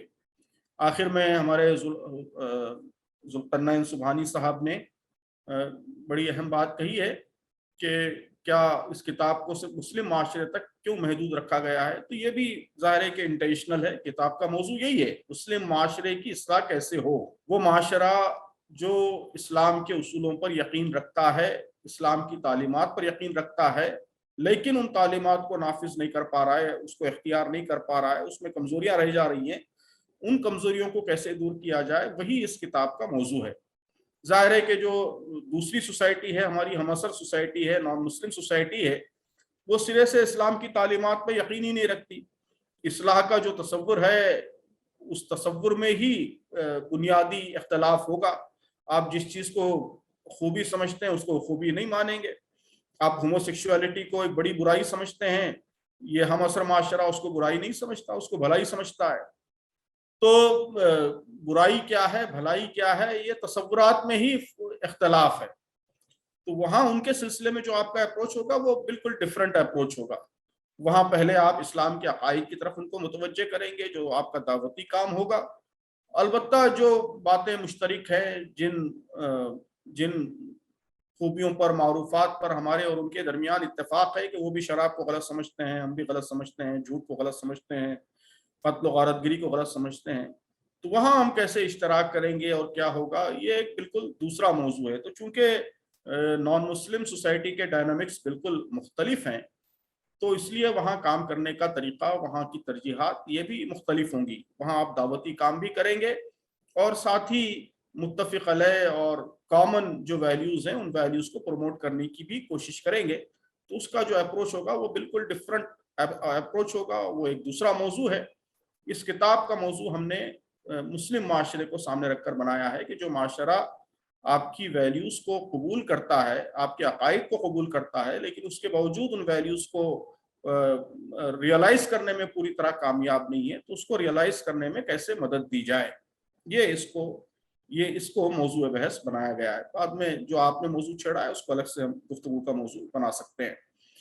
तो बहरहाल मैं फिर एक बार आप सब हजरात का भी शुक्रिया अदा करता हूँ, मुबस्सिरीन का भी शुक्रिया अदा करता हूँ, और दुआ करता हूँ कि अल्लाह तबारक व तआला जो अच्छी बातें आई हैं हमारी तहरीर में, अल्लाह तबारक व तआला उन्हें कबूल फरमाए, और जो कोताहियाँ, कमज़ोरियाँ रह गई हैं, उन कमज़ोरियों को हम पर वाज़ेह फरमाए ताकि उसकी इस्लाह हो, और उन्हें दरगुजर भी फरमाए, माफ़ भी फरमाए। आमीन व आखिर दावाना अल्हम्दुलिल्लाह रब्बिल आलमीन। बहुत बहुत शुक्रिया मोहतरम जनाब सैयद सादुल्लाह हुसैनी साहब, आपने शुरुआत से लेकर आज तक हमेशा हमारे इस सीरीज का, इस सेशन की भरपूर हौसला अफजाई करी, और अमली तौर से आपने इस सेशन को पिछली बार भी और इस बार भी बहुत ही खूबसूरत, खुशगवार और भरपूर बहस मुबाहिसे और गौर व फिक्र की एक मजलिस सजाने में हमारा भरपूर ताउन किया। तो हम दोबारा से आपका शुक्र अदा करते हैं, तमाम स्पीकर्स का शुक्र अदा करते हैं, जनाब मोहतरम डॉक्टर अयूबी साहब का, मोहतरम जनाब सदीद अदर साहब का, मोहतरमा मुबशरा फिरदौस साहबा का, और बिरादर मुबशरुद्दीन फारूकी साहब का, तो और आप तमाम शुरका का कि आपने इस खूबसूरत मजलिस की अहमियत को पेश नज़र रखते हुए उसका एहतमाम किया, तशरीफ़ लाए, और भरपूर तरीके से आपने इसमें शिरकत करी। तो अब यहाँ पे हम आज की इस सेशन के इख्तिताम का ऐलान करते हैं, और साथ ही में ये ऐलान इंशाअल्लाह कि अगला जो सेशन होगा वो मशहूर इस्लामी सियासियात की किताब डॉक्टर शनकीती की, जो उर्दू में तर्जुमा किया मोहतरम जनाब मुहिद्दीन गाजी साहब ने, इस्लामी तमद्दुन का आईनी बहरान, तो उस पर इंशाअल्लाह डिस्कशन होगा। और उस डिस्कशन में मुसन्निफ़े किताब के साथ मुतरजिम किताब, और उसके साथ साथ डॉक्टर आमिर अंजुम और डॉक्टर शेर अली तरीन साहब शरीक होंगे। तो उसका इंशाअल्लाह तफसीलात जल्द ही शेयर की जाएंगी। उम्मीद है कि आप लोग उस किताब को भी देख के पहले से मुताला करके और उसके बाद फिर तैयारी के साथ अगले सेशन में भरपूर तरीके से शिरकत करेंगे। तो यहीं पे इस सेशन के अख्तिताम का ऐलान किया जाता है। अल्लाह ताला इस तरह की मजलिसों को बाबरकत बनाए, قبول کرے، مفید بنائے، اور ہم لوگوں کو خوب خوب پڑھنے، سمجھنے، غور و فکر کرنے کی توفیق دے۔ السلام علیکم ورحمۃ اللہ وبرکاتہ۔